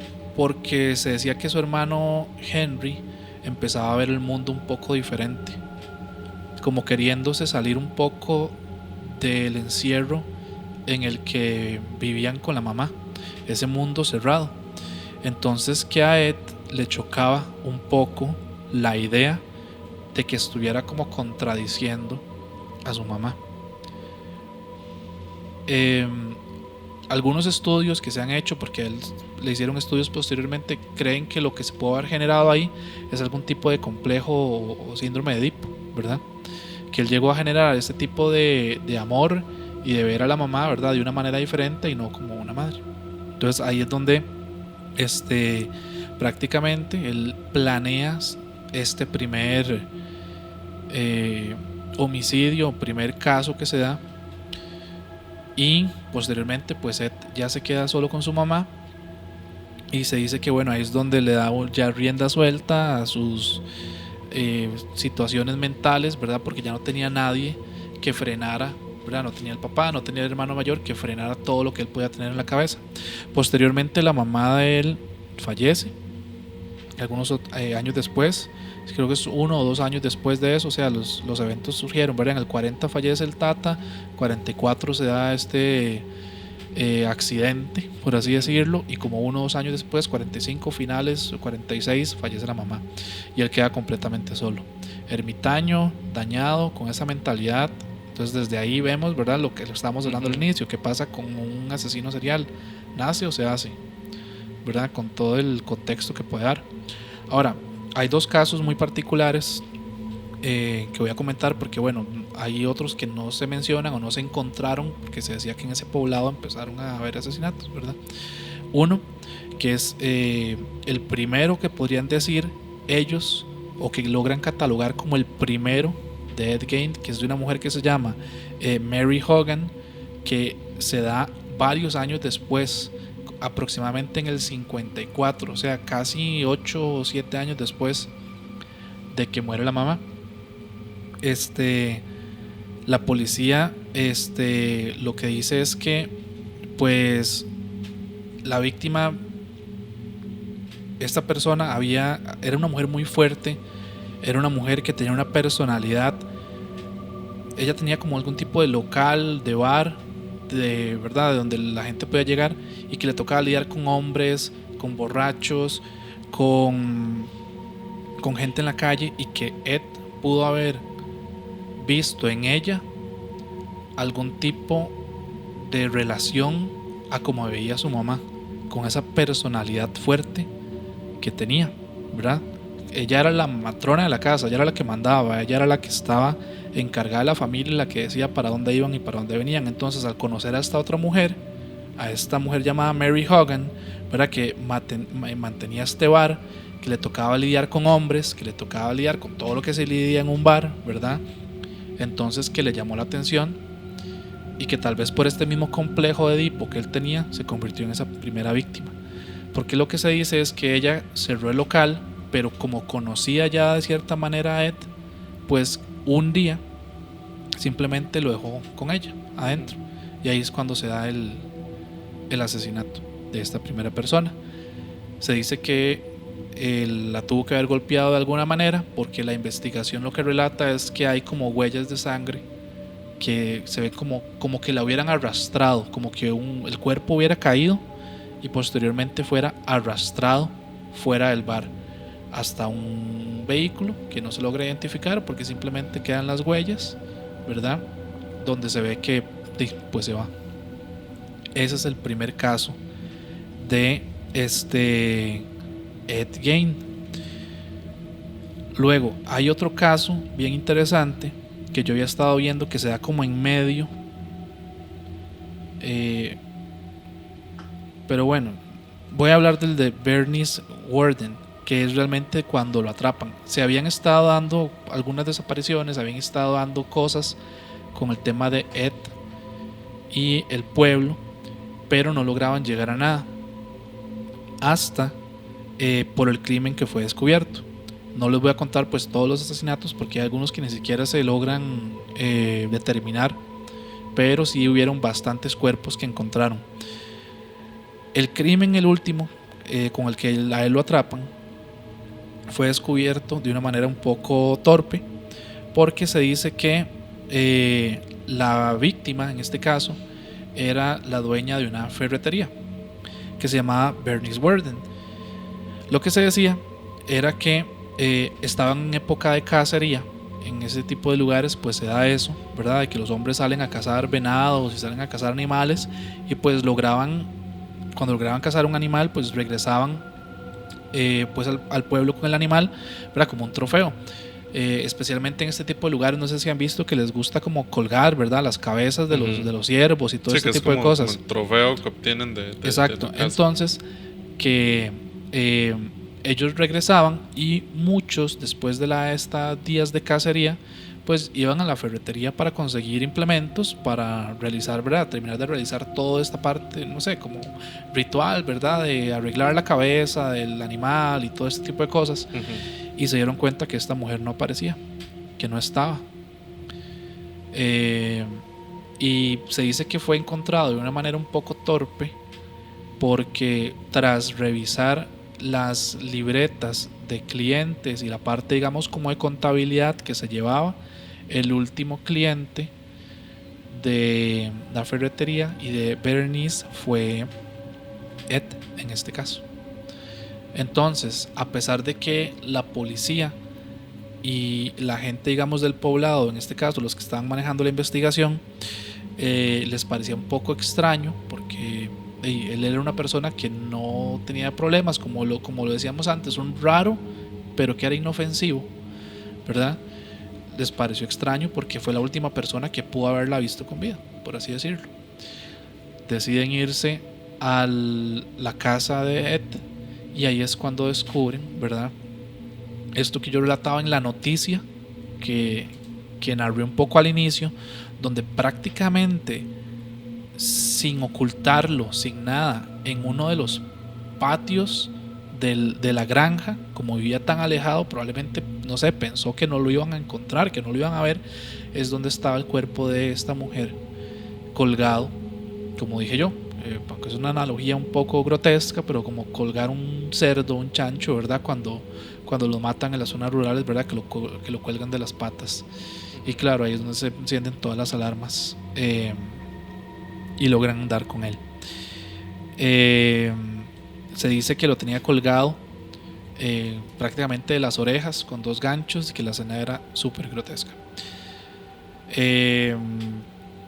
La policía pues realmente lo captura, entran a la casa, y ahí es donde entran y se encuentran con toda la escena que les narré al inicio.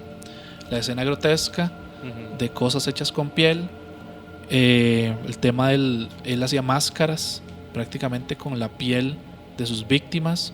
Por eso es que se dice que ahí es donde nace lo de la película de Leatherface, ¿verdad? Y del Masacre en Texas. Se dice que también tenía que haber tenido algún tipo de trauma, porque cortaba la parte genital de las mujeres y se las colocaba a él, por así decirlo. También. Y dentro de la parte de análisis psicológica que yo encontré un poco, claramente este síndrome o complejo de Edipo que tenía es lo que pudo haberlo llevado a tener ese tipo de relación, ¿verdad?, con las mujeres, a pesar de que él decía que nunca abusó de nadie, ¿verdad?, que no era un tema sexual. Sí, era algo como más de idolatría, por así era decirlo. Un tipo, no de idolatría, era un tipo como de sadismo impuesto por la propia mamá, porque recordemos que la mamá odiaba a las mujeres, sí, ¿verdad? Sí. Impuesto por la propia mamá, menos con su mamá, porque la parte que tenía él pulcra e impecable, que era la parte de arriba, fue donde él cuidó a su mamá cuando se enfermó hasta fallecer. Es como un resumen así de la historia de Ed Gein. Sí, que incluso en el Silencio de los Inocentes, ¿verdad?, también hay referencias a este caso. Sí, de hecho. Sí, como yo mencioné, hay varias películas y historias que se ¿cómo decir? Se inspiraron en la historia. Este caso. Sí, exacto. Es que está rudo en realidad este caso, porque como una madre puede llegar a influenciar en las creencias incluso de sus hijos, o en sus propias formas de ver el mundo erradas completamente, man. Sí, exacto. A él al fin, cuando lo capturan, se dice que estuvo horas en silencio, sin decir nada, no negaba nada, tampoco aceptaba nada de los cargos, y pues a él lo llevaron a un lugar donde le hicieron estudios, y lo que se dice es que si no me equivoco, vamos a ver la fecha exacta, en el 58, o sea, imagínense, no fue tanto tiempo lo que pasó, fue aproximadamente 4 o 5 años, digamos, de que él tuvo, ¿verdad?, con los crímenes. Y en la audiencia lo que se dice es que los peritos, el diagnóstico y demás, después de todo lo que se le realizó, para ver si era un tema simplemente psiquiátrico o a qué se debía, si simplemente fue sadismo. Lo pusieron como esquizofrénico, propenso a sufrir alucinaciones,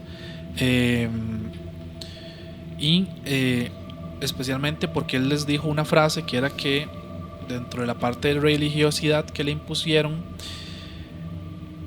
que él se consideraba como un tipo de herramienta de Dios para llevar o resucitar a los muertos con él, algún tipo de frase, algo así, no lo recuerdo textualmente. Entonces, sí, como que él estaba expiando los pecados de estas sí, mujeres. Algo así, por así decirlo. Entonces vea dónde está como la semilla. Entonces ahí es donde justamente lo que vos decías, mae, la influencia, qué increíble, de la mamá. Ya, no hay que decirlo de otra manera. ¿Qué pudo haber hecho en la cabeza de este mae para que llegara a transformarlo y convertirlo en prácticamente eso? Voy a entrar en un tema controversial, mae. Nos encanta últimamente esta hora de lo controversial, ¿verdad? Pero mae, la parte de las personas fanáticas religiosas, y espero que nadie se sienta ofendido, de verdad, porque no lo digo como a modo de ofensa, sino que de verdad esta parte de fanatismo religioso que llega a hacer que las personas tengan una visión distorsionada completamente del mundo, mae. Sí. Hay que tener mucho cuidado con este tipo de cosas, ¿verdad? Sí, porque yo lo que creo es que la gente se puede crear una idea en su cabeza de cómo debería ser el mundo y la sociedad, y a pesar de que sí, la sociedad está hecha mierda, ¿verdad? Pues hay cosas que realmente moralmente y demás no van con lo que uno considera, digamos, que es bueno. Sí. En el mundo, pero bueno. Y para cerrar el caso de Ed Gein, nada más, el mae, bueno, no lo condenaron como tal, tengo entendido yo, sino que estuvo en un centro recluido, psiquiátrico, estudios y demás, hasta que falleció. Y si no me equivoco también lo enterraron en Wisconsin, en Plainfield, con su mamita. Terminó como quería. Esa es un poco la historia de Ed Gein, así resumida, pero madre, me parece a mí un caso bien interesante por todo lo que inspiró a nivel de slashers, de películas y de contenido, digamos, de psicológico, de asesinos en serie y demás, y porque el caso pues es bien, tiene la parte grotesca, gore, que si uno la cuenta a detalle sería bien grotesco, la verdad, todo lo que le encontraron, y la parte psicológica también. Sí, madre. Como dicen, la realidad supera la ficción, la verdad. Exacto. Bueno, mae, yo creo que este es mi último caso y quería aprovecharlo, mae, porque este caso, mae, fue muy, ¿cómo le digo? Grotesco, por no decir otra palabra, fue bastante grotesco, que es el caso de Patricia Ward. Este caso ocurre en Long Island en el año del 2014. Eso es muy reciente realmente, ¿Sí? Hace 10 años de eso. Y este caso me conmocionó a toda la ciudad porque se dio en torno a Halloween. No se dio propiamente el día de Halloween, pero si ustedes saben que por ahí también, haciendo un comercial, hubo un seguidor que nos envió un video de Halloween en Estados Unidos, super chiva, que por ahí después se los vamos a estar poniendo, se los vamos a estar poniendo en redes y demás para que lo vean.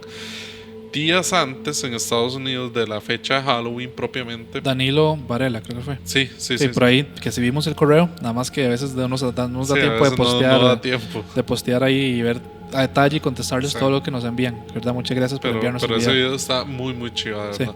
Yo creo que para cuando salga este episodio ya lo hemos posteado. Sí. Bueno, resulta que Long Island presencia lo que creían que era una broma de macabra, en realidad de Halloween nada más.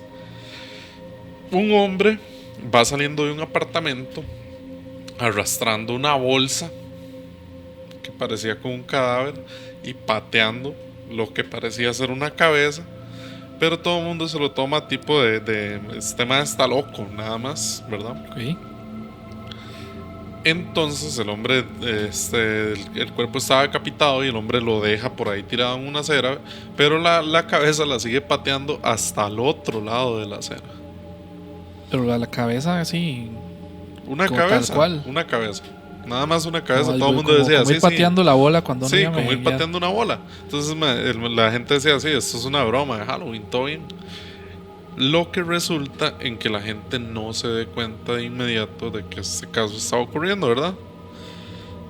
Fue hasta la noche de Halloween que una persona se acercó curiosa a revisar esta bolsa de cadáver que había ahí y encuentra que era un cuerpo humano con su cabeza cercenada. Al intentar moverlo se da cuenta de verdad que esta... Ok, Sígale, no, es que no, me van a sorry, hacer- me pensé van a hacer que, refill, pensé no, que no. había pasado algo. Se da cuenta de que este cuerpo no se movía y que la cabeza que estaba al otro lado de la carretera en realidad sí era una cabeza humana. Ok. Era el cuerpo de Patricia Ward, quien tenía 66 años de edad en ese momento. Resulta que esta señora tenía un hijo llamado Derek Ward, pero este muchacho tenía problemas mentales. Y en uno de esos problemas, de sus ataques de ira que le daban a causa de estos problemas mentales, asesinó a su mamá. Le cortó la cabeza, la arrastró hasta la calle en una especie de bolsa negra y pateó la cabeza de su madre hasta el otro lado de la calle. Lo que pasa es que este caso no se puede como encarcelarlo a él, no por sus problemas mentales, sino porque el mismo Derek Ward había muerto. Después de cometer el asesinato, se lanzó frente a un tren y falleció. Ok. La gente que lo conocía o que conocía a estas dos personas hablan de que Derek sí tenía problemas mentales, pero que parecía que había estado mejorando y que él no podría ser capaz de cometer un crimen de este tipo. Sin embargo, lo cometió y aprovechó Halloween para que nadie se diera cuenta en el momento de lo que él había hecho. Ay, qué complejo, ¿verdad? Porque tema, digamos, de esquizofrenia, tema de personas que tienen algún tipo de trastorno así de complejo. El otro día yo lo hablaba, digamos, y sin querer ser, no sé, como concho, uno decía, mae, son personas que tienen como sus lapsus, ¿verdad? Como que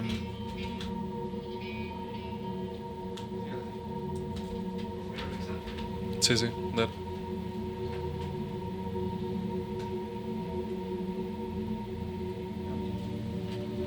No pasó nada. estaba revisando que algo sonó por ahí, nada más. Parece que una de las cámaras, una alerta, pero creo que estamos bien. Ok. Sí, entonces Los sustos acostumbrados son. No, ese fue un susto. Eso fue normal. Ese fue un sustillo normal. Nada más hay una cámara con una alerta que estamos revisando. Pero todo en orden. Lo que quería decir, mae, es que uno cree que, digamos, no sé si son las palabras correctas para decirlo, como que tienen sus momentos, ¿verdad? Sus momentos de bien, ¿verdad? Están, como decías, en este caso, están mejorando, se ven Sí.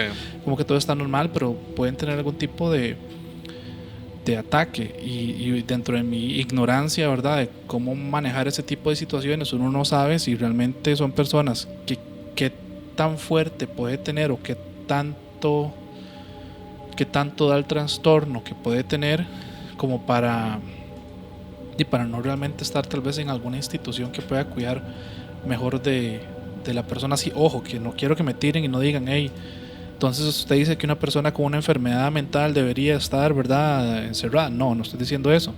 Lo que digo es que hasta dónde puede llegar la gravedad de un caso, ¿verdad?, como para que una persona así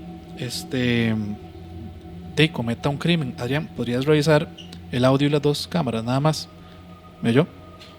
¿No me oyó? Sí, todo bien. ¿Sí? ¿Están bien? Sí, estamos bien.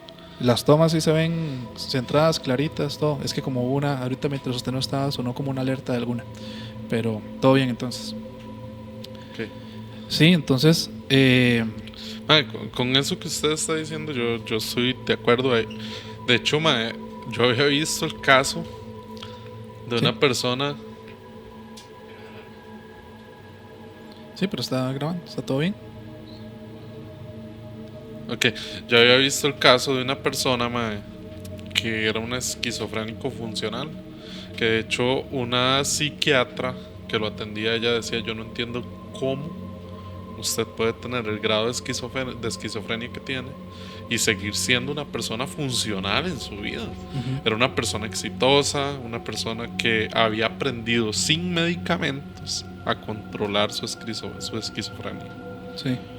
Entonces se hablaba de esta parte también paranormal, porque a esta persona le daban mensajes que ni siquiera eran coherentes en su momento, pero donde él los transmitía siempre había alguien que decía: eso me está pasando a mí, como usted sabe.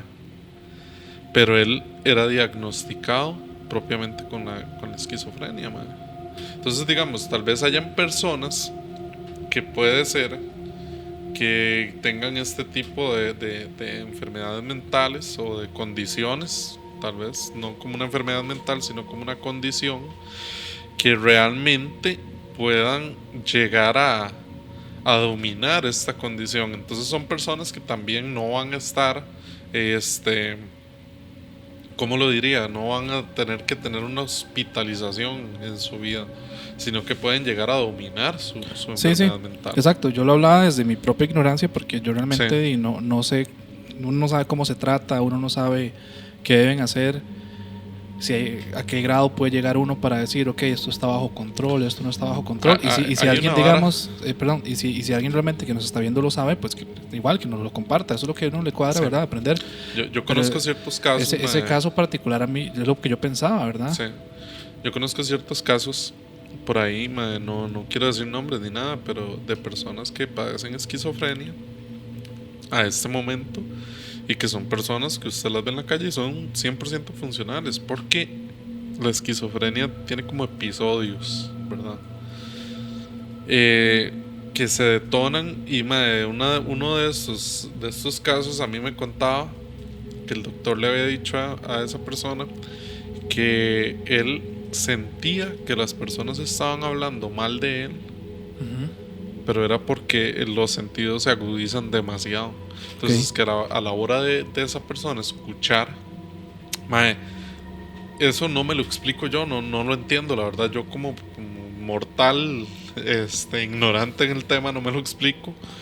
Pero era una vara como que decía que usted podía estar hablando a 100 metros algo relacionado a esa persona, y esa persona podía estar escuchándolo por su agudez. Bueno, pero a la hora 100 metros es un montón. Es un montón, por eso yo no me lo explico, no lo entiendo, no le voy a decir que yo le puedo decir a usted que sí es cierto o no es cierto, no sé. Sí, porque pero el oído humano puede hacer extraño, ciertas cosas, claro, porque si usted me dice a mí que alguien que yo puedo estar escuchando, tal vez aunque tenga esto puesto, lo que están conversando afuera, completamente, sí. ¿verdad? Y yo puedo tener el oído más agudo en ciertas cosas.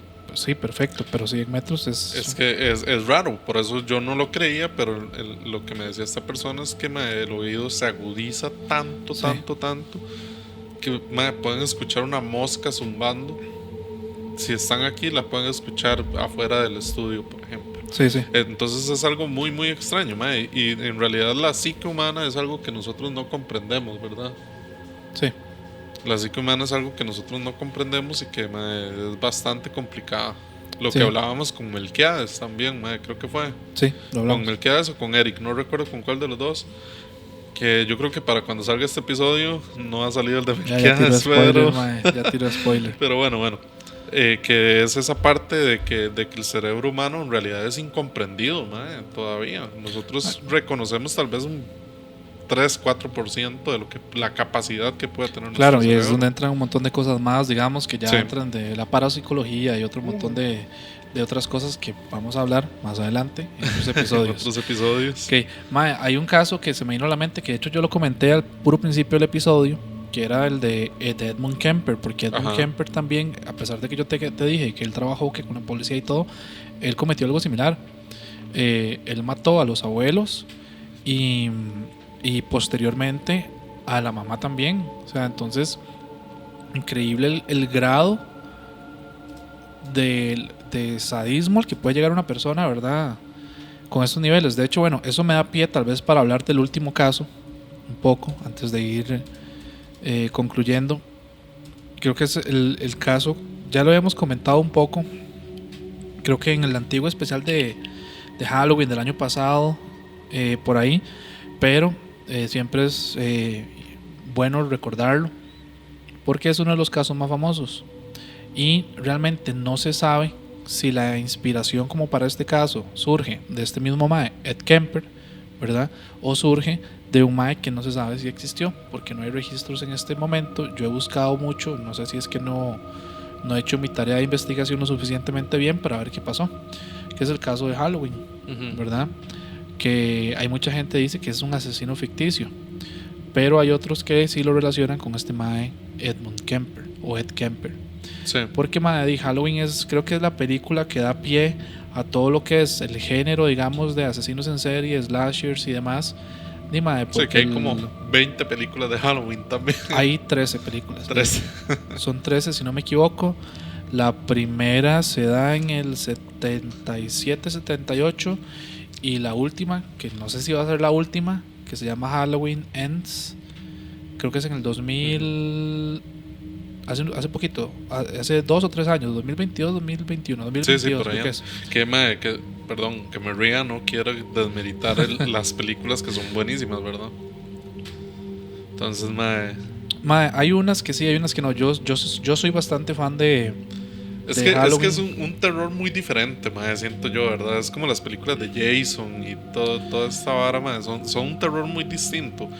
Siento que es más un suspenso de saber que en algún momento va a pasar. Ok, pero te digo algo, pongámoslo en contexto. Si usted ve Halloween, la original, la del 78, ahorita, la de John Carpenter, usted dice, mae, qué falso, mae, no me da miedo. No. Mae, ok, porque, digamos, suave. Dale. Porque este mae, Michael Myers, ¿verdad? Y es prácticamente no es humano, ¿verdad? Ok, y la película es vacilona, a mí me gusta mucho. Ok, ahora, mueva eso, trasládelo al contexto de esa época. Sí, es que a eso iba. Okay. Digamos, no podemos juzgar el cine de terror de nuestra época porque, sinceramente, perdón, han habido películas buenas, pero yo no sé cuántos años tengo yo de no asustarme con una película. Siempre ha sido como, sí, estuvo tuanis y ya. No es como que usted diga, sí, me dio miedo, Tal vez los jumpscares que tiran y varas así, a uno como que en el momento sí le da taquillo y la vara y se sobresalta y todo eso, pero no es algo que usted diga, es que sí. Pero ya no hay películas tal vez tan acordes a nuestra época. Pues sí, digamos, hay uno de los maes que creo que más ha estado haciendo las cosas bien, que es Ari Aster. ¿Sabes quién es Ari Aster? Sí. Que hizo, ¿cómo se me va a ir ahorita el nombre de la película? Bueno, hizo Midsommar, que es un terror muy diferente. Y que hizo, ¿cómo se llama esta película? La última, que es buenísima. La última no es Midsommar. Sí, la última no, pero otra, se me fue el nombre. Es que me ha hecho un montón, El legado del diablo, View. Digamos, yo creo que hay una vara diferente en las películas que se están haciendo. Hereditary es súper buena. Y es una película que mucha gente la considera como mala, pero si usted se mete en la trama de Hereditary, es demasiado profunda. Es súper buena. Es muy buena, digamos. Tal vez es que uno ya tiene como ese callillo de que no le da tanto miedo a ese tipo de cosas. Es que no es de dar miedo, es de generar una vara que usted dice, esa intriga. Sí. Es diferente. Sí, pero igual siento yo que tal vez ya no sé, no sé si será que ya uno está como más curtido en la vara. Quién sabe, o qué, porque yo le digo que a mí hay historias que sí me han tramado muy feo, y de nuevo hablando, como lo hablé en el episodio con Vanen también, un episodio de podcast como el de Ángeles Caídos, de Hablemos de lo que no existe, fue uno de los episodios que yo dije al principio, mae, yo dije, mae, sí me generó como ese terror que yo creo que las personas que nos gusta el cine de terror andamos buscando, mae, también. Sí. Yo creo que sí hay una oleada de películas muy tuanes. A mí las de Ari Aster me cuadra mucho. Digamos, Hereditary, Midsommar, incluso, digamos, si nos vamos a ver The Witch. De Guillermo del Toro, bueno, también, The Witch, ¿has visto The Witch? Sí, que es, claro. Es lenta. Es muy lenta. Pero es que es una lo prepara que para ese clímax final. Es muy buena. Man, que de hecho esa película, en realidad, lo bueno de la película para una persona que no le gusta ver películas así es el final, man. Esa parte. Es más, la intriga que genera donde la mae jala desnuda. Sí. Hay otra que se las recomiendo. No sé si ya la había puesto, ya había hablado de esa película que se llama The Wailing, que es una película coreana. El cine de terror coreano es bravo. Sí, yo la vi. Yo creo que yo la posteé en alguna historia de las redes sociales del podcast. Me parece que yo la había posteado. Y si no vieron esa story que yo puse por ahí, se los recomiendo. The Wailing es un terror bien diferente y me parece que se sale un poco de toda esta vara de jumpscares y demás que hemos visto, y es más psicológico, porque tiene que ver una vara como con exorcismos, como con ataques no zombies, pero como de gente que regresa. Es una combinación interesante, entonces tiene que verla. Sí, pero bueno, volviendo al punto, digamos, de Halloween, para ir cerrando el episodio de hoy, que ha estado hoy no hemos tenido jumpscares, hemos tenido jump, pero de temas, sí, más bien. Últimamente como que nos desviamos un montón en los temas, pero yo creo que eso es parte de también, es tuanis, porque es hablar de muchas cosas que al final de cuentas llevan a lo mismo, Sí, exacto. Lo que estamos hablando, bueno, de Michael Myers y Halloween, porque hay dos versiones, ¿verdad? Esto lo hemos tocado un poco ya creo que en el especial anterior, pero igual como para cerrar creo que es bien interesante. La parte de Stanley Steers y la parte de Edmund Kemper, como les dije, porque uno se supone que es un personaje pues ficticio que nunca existió, que John Carpenter dicen que se lo inventó. A mí personalmente no se me ha hecho tan fácil conseguir información, porque cuando yo les cuento la historia de Stanley Steers, uno dice, ok, pero ¿qué pasó? ¿Se murió? ¿Está internado? ¿Qué pasó después con él? Yo al menos no logré encontrar info fidedigna, clara, que me digan sí, el mae quedó en esto. Que la historia, digamos, de Michael Myers fue inspirada en este mae Stanley Steers, según mucha gente. El mismo John nunca lo ha asegurado, así que por eso es que ahí está más esa intriga. Pero ¿qué es lo que se cuenta de este mae Stanley Steers? Que fue un niño psicópata, por así decirlo, y que ese niño psicópata fue el que da pie para que John cree el personaje de Michael Myers, por supuesto con esteroides, ¿verdad? Porque Michael Myers es casi antinatural muchas de las varas que soporta y que hace. ¿Cuál es la historia? Se dice que, bueno, la historia comienza cuando en un hospital, ¿verdad? En el lugar donde nacen los niños, en esta área del hospital, nacen dos niños bastante cercanos, ¿verdad? De dos familias diferentes. Y una enfermera, no se sabe si por maldad, si por hacer una broma, si por qué, simplemente hace un intercambio de bebés. A la familia Steers le da el bebé de otra familia completamente extraña, y a esta familia completamente extraña el bebé que va a ser era el de los Steers. ¿Okay? Lo que pasa es que se van ambas familias. Una familia ya se había ido, ¿verdad? Con el bebé original, ¿verdad? De la familia Steers, y esta familia pues se va con el otro bebé y se dan cuenta de que ese no es el hijo de ellos, ¿verdad? Yo me pongo a pensar un poco, cómo no se dan cuenta que se están llevando al bebé equivocado, pero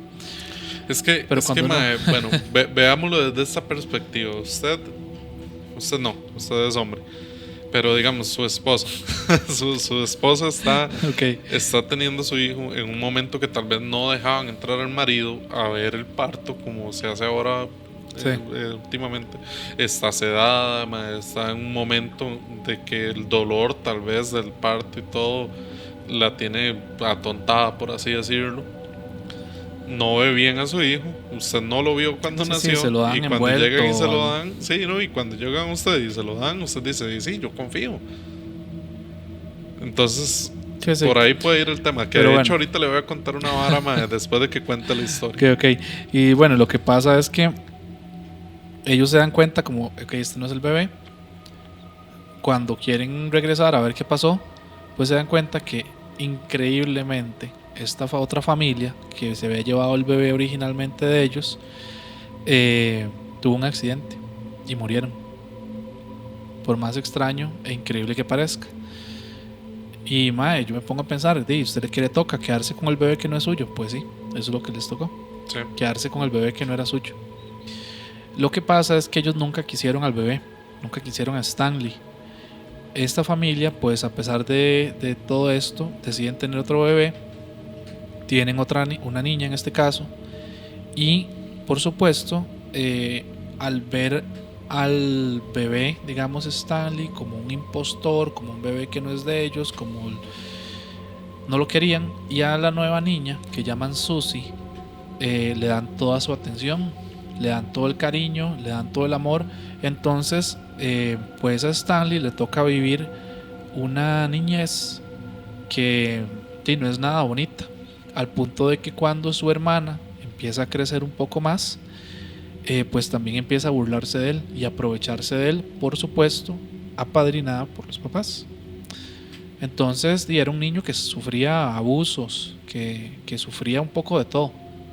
Si bien es cierto, no se explica la leyenda ni la historia de que lo maltrataban, digamos, físicamente o cosas de este estilo, pues sí pasaba muchos desprecios.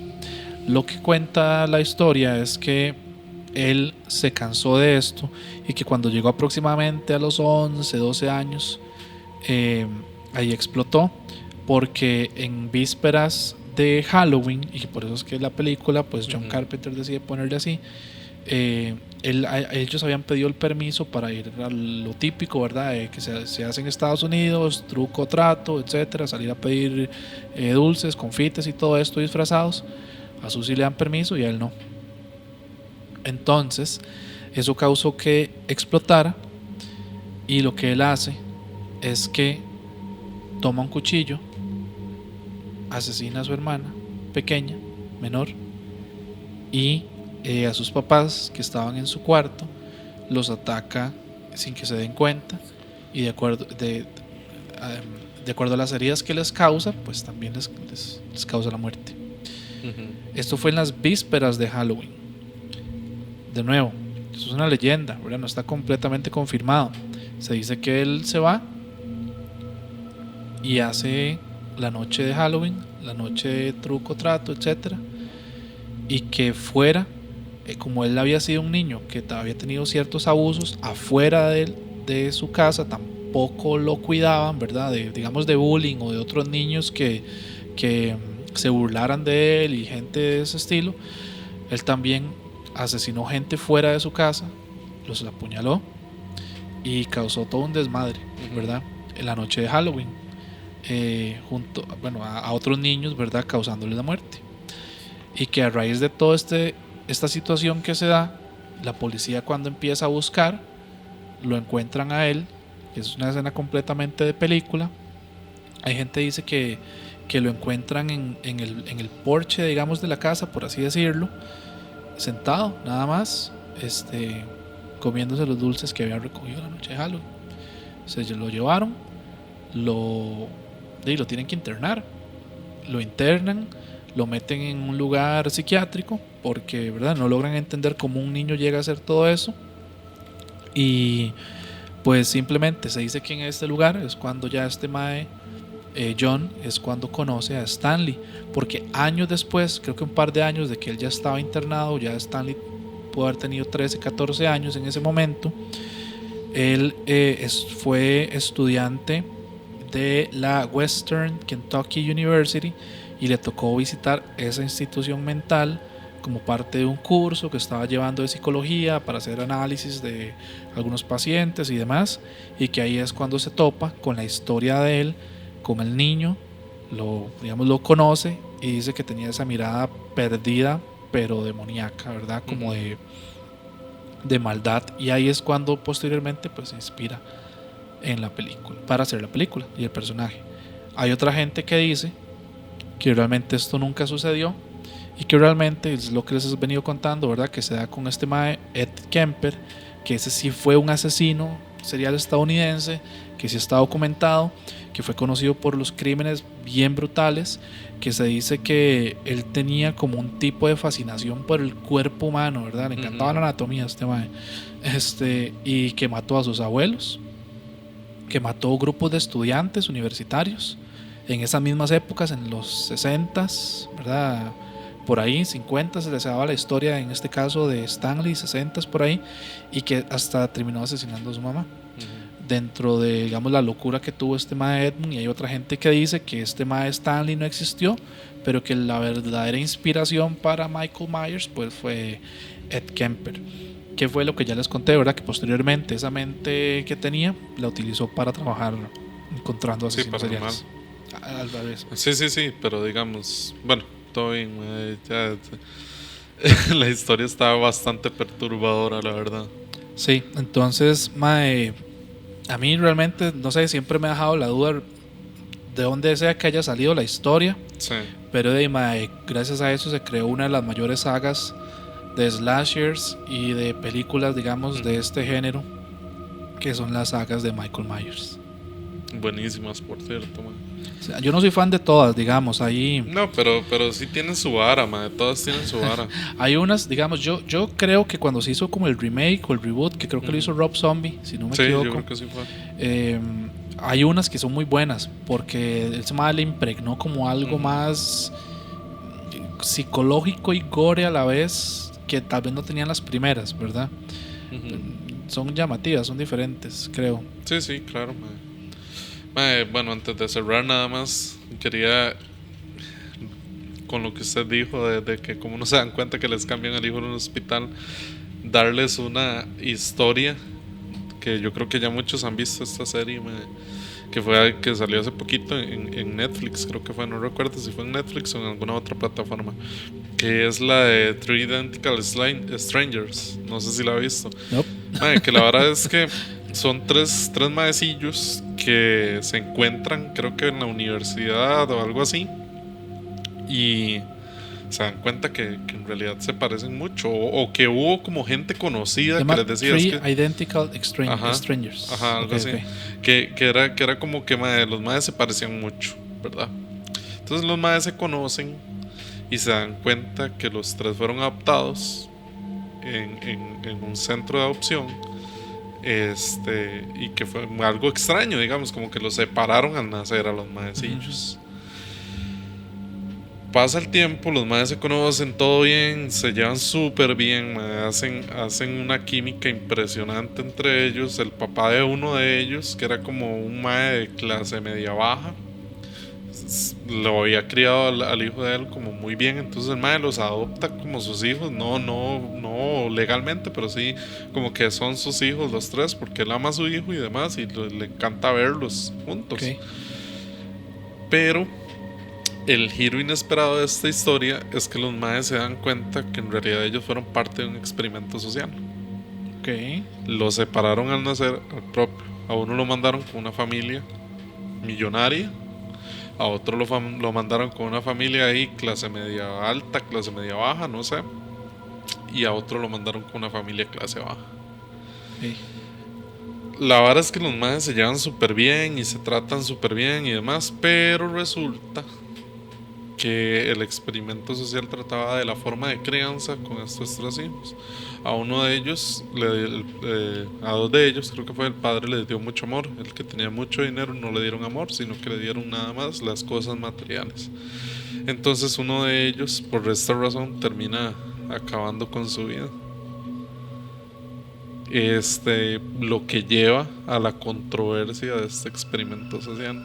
Entonces, usted me decía, que cómo no se van a dar cuenta de que de que le están cambiando el hijo. Ujú. Está un poco loco, mae, pero imagínese que sea parte de algo así, Sí, de algo más macabro todavía, digamos, que no sé, que tenga un trasfondo, mae. sí. Mae, bueno, y quién sabe. Creo que hemos visto últimamente que hay mucha maldad en la gente. Claro, Yo demasiado, mae. ahora que yo contaba, digamos, un poco esa historia, mae, que es un poco leyenda de nuevo, el tema de que por qué la enfermera hizo esto y cambió, mae, no sé. Creo que el episodio anterior a este que hablamos con Eric, ¿verdad? Sobre todo lo que sucede en hospitales, mae, uno nunca sabe la maldad que puede tener una gente, una persona. ¿Sabe qué es lo peor, mae? El perpetrador, digámoslo así, de este experimento se llamaba Peter Neubauer. Este señor salió impune. Todo Ok, pero eso. entonces esta vara sí es basado en un Es caso algo real. Ah, es ok, algo real. ok, no es ficción. No, no es ficción, es algo Ok, real. ok. El mae lo que quería era ver cómo la genética y la crianza influyen en el desarrollo de una persona. Ok, ¿y se sabe por qué salió impune o Sí, simplemente porque no el hay? mae era un experimento, mae. Ok, mae, bueno, y está loco. Voy a tener que buscarlo, mae, porque sí, yo no soy mucho de ver. Mae, todo lo que me ha dicho no he visto nada el episodio de hoy, mae. Oiga, esto lo acabo de ver. Resulta que este mae dejó la información del estudio guardada en los archivos de la Universidad de Yale con acceso restringido hasta el año 2065. ¿Y dónde la habrá puesto entonces, mae? El mae está prácticamente salvándose después de su muerte. Eso es todo Sí. lo que está haciendo. Sí, no, ese caso realmente no lo conocía, está bien loco, porque mae, es jugar con la parte social Sí, claro. y de todo cómo el entorno, volvemos creo que al inicio para hacer el cierre, de cómo el entorno puede permear, digamos, la parte mental de una persona Ujú. y de crianza, digamos, y de todo lo que puede hacer el futuro a nivel mental también en alguien, porque Sí. digamos, en este experimento, el que uno de ellos se haya suicidado, habla mucho de eso justamente. Sí. Entonces, mae, creo que queda muy tuanis como para cerrar eso que vos estás diciendo, porque volvemos a la idea inicial. Entonces, un perfil psicopático, un sociópata y demás, ¿nace o se hace? Un poco de las dos. De las dos, creo yo, mae. Sí, sí. Puede ser que tenga algún evento en su vida o que realmente venga con esa maldad. Sí, un poco de las dos. Bueno, y gente, yo creo que vamos terminando episodio con esto. Ujú. Un episodio diferente, vean, si les gustó el tema de hoy, un poquito más hablando de temas true crime y demás, no tanto paranormal, pero como respondí por ahí algunos comentarios un día de estos, recuerden que el podcast no solamente es paranormal, ¿verdad? Nosotros Sí. hablamos de historias macabras, inexplicables, de historias tenebrosas, es un poco Fenómeno más ovni, mae, que también, entonces aprovecho para decir, por ahí tenemos un invitado, en algún momento lo vamos a tener por Sí. acá, que se van a sorprender bastante con sí, ese sí. tema. Entonces sí, creo que bueno, el capítulo de a mí me gustó bastante, creo que fluyó tuanis, estuvo Sí, ahí interesante la tertulia. Si les gustó un poquito más esta área True Crime, déjenos saber para nosotros volver a intentar acomodar algún tipo de invitado relacionado a esto. Ya sabemos por ahí que nos pidieron un poco hablar del psicópata y demás. Vamos a ver cómo lo acomodamos y si les gusta entonces que toquemos estos temas. Ahí vamos a ver si en el futuro podemos hacerlos de nuevo. Sí, claro. Mae, Bueno, nada más un anuncio parroquial antes de cerrar el episodio. Bueno, cuando salga este episodio, creo que va a ser mañana, que vamos a estar el 2 de noviembre en la fiesta de los cuchillos. Vamos a estar por ahí presentes, presentando un poquitito de lo que somos, mae, y de otras cositas que se tienen planeadas por ahí. Entonces, para los que quieran acompañarnos, por ahí nos pueden encontrar. Sí, ahí bueno, para los que tal vez no nos siguen tanto en redes sociales, sí, mae, buena esa que se me había ido. Nos han preguntado si este Halloween íbamos a hacer algún evento, alguna cosa. Lastimosamente no se pudo por tiempo, agendas, demás, ¿verdad? Local, etcétera. Pero planeamos tal vez para el próximo mes hacer algo más, ¿verdad? Sí. Presencial, donde puedan llegar a contarnos historias. Y sí, si están viendo esto, justo el día que salió, vayan a vernos el 2 de noviembre, acompáñenos en el evento que tiene la fiesta, la famosa fiesta de los cuchillos, es la fiesta de las mejores fiestas de Halloween. El Amón Solar, a partir de las 7:30 de la noche, creo que es. Exacto. Vamos a estar ahí contando historias, viendo algunos cortitos de terror probablemente y haciendo algún análisis nosotros de qué pensamos, ¿verdad? Sobre lo que puede estar pasando. Entonces nos despedimos, de verdad, gracias por ver el podcast. Recuerden seguirnos en todo lado y compartir también todo lo que ponemos en redes sociales. Nos vamos, man. Nos vamos. Chao. Adiós. Por allá.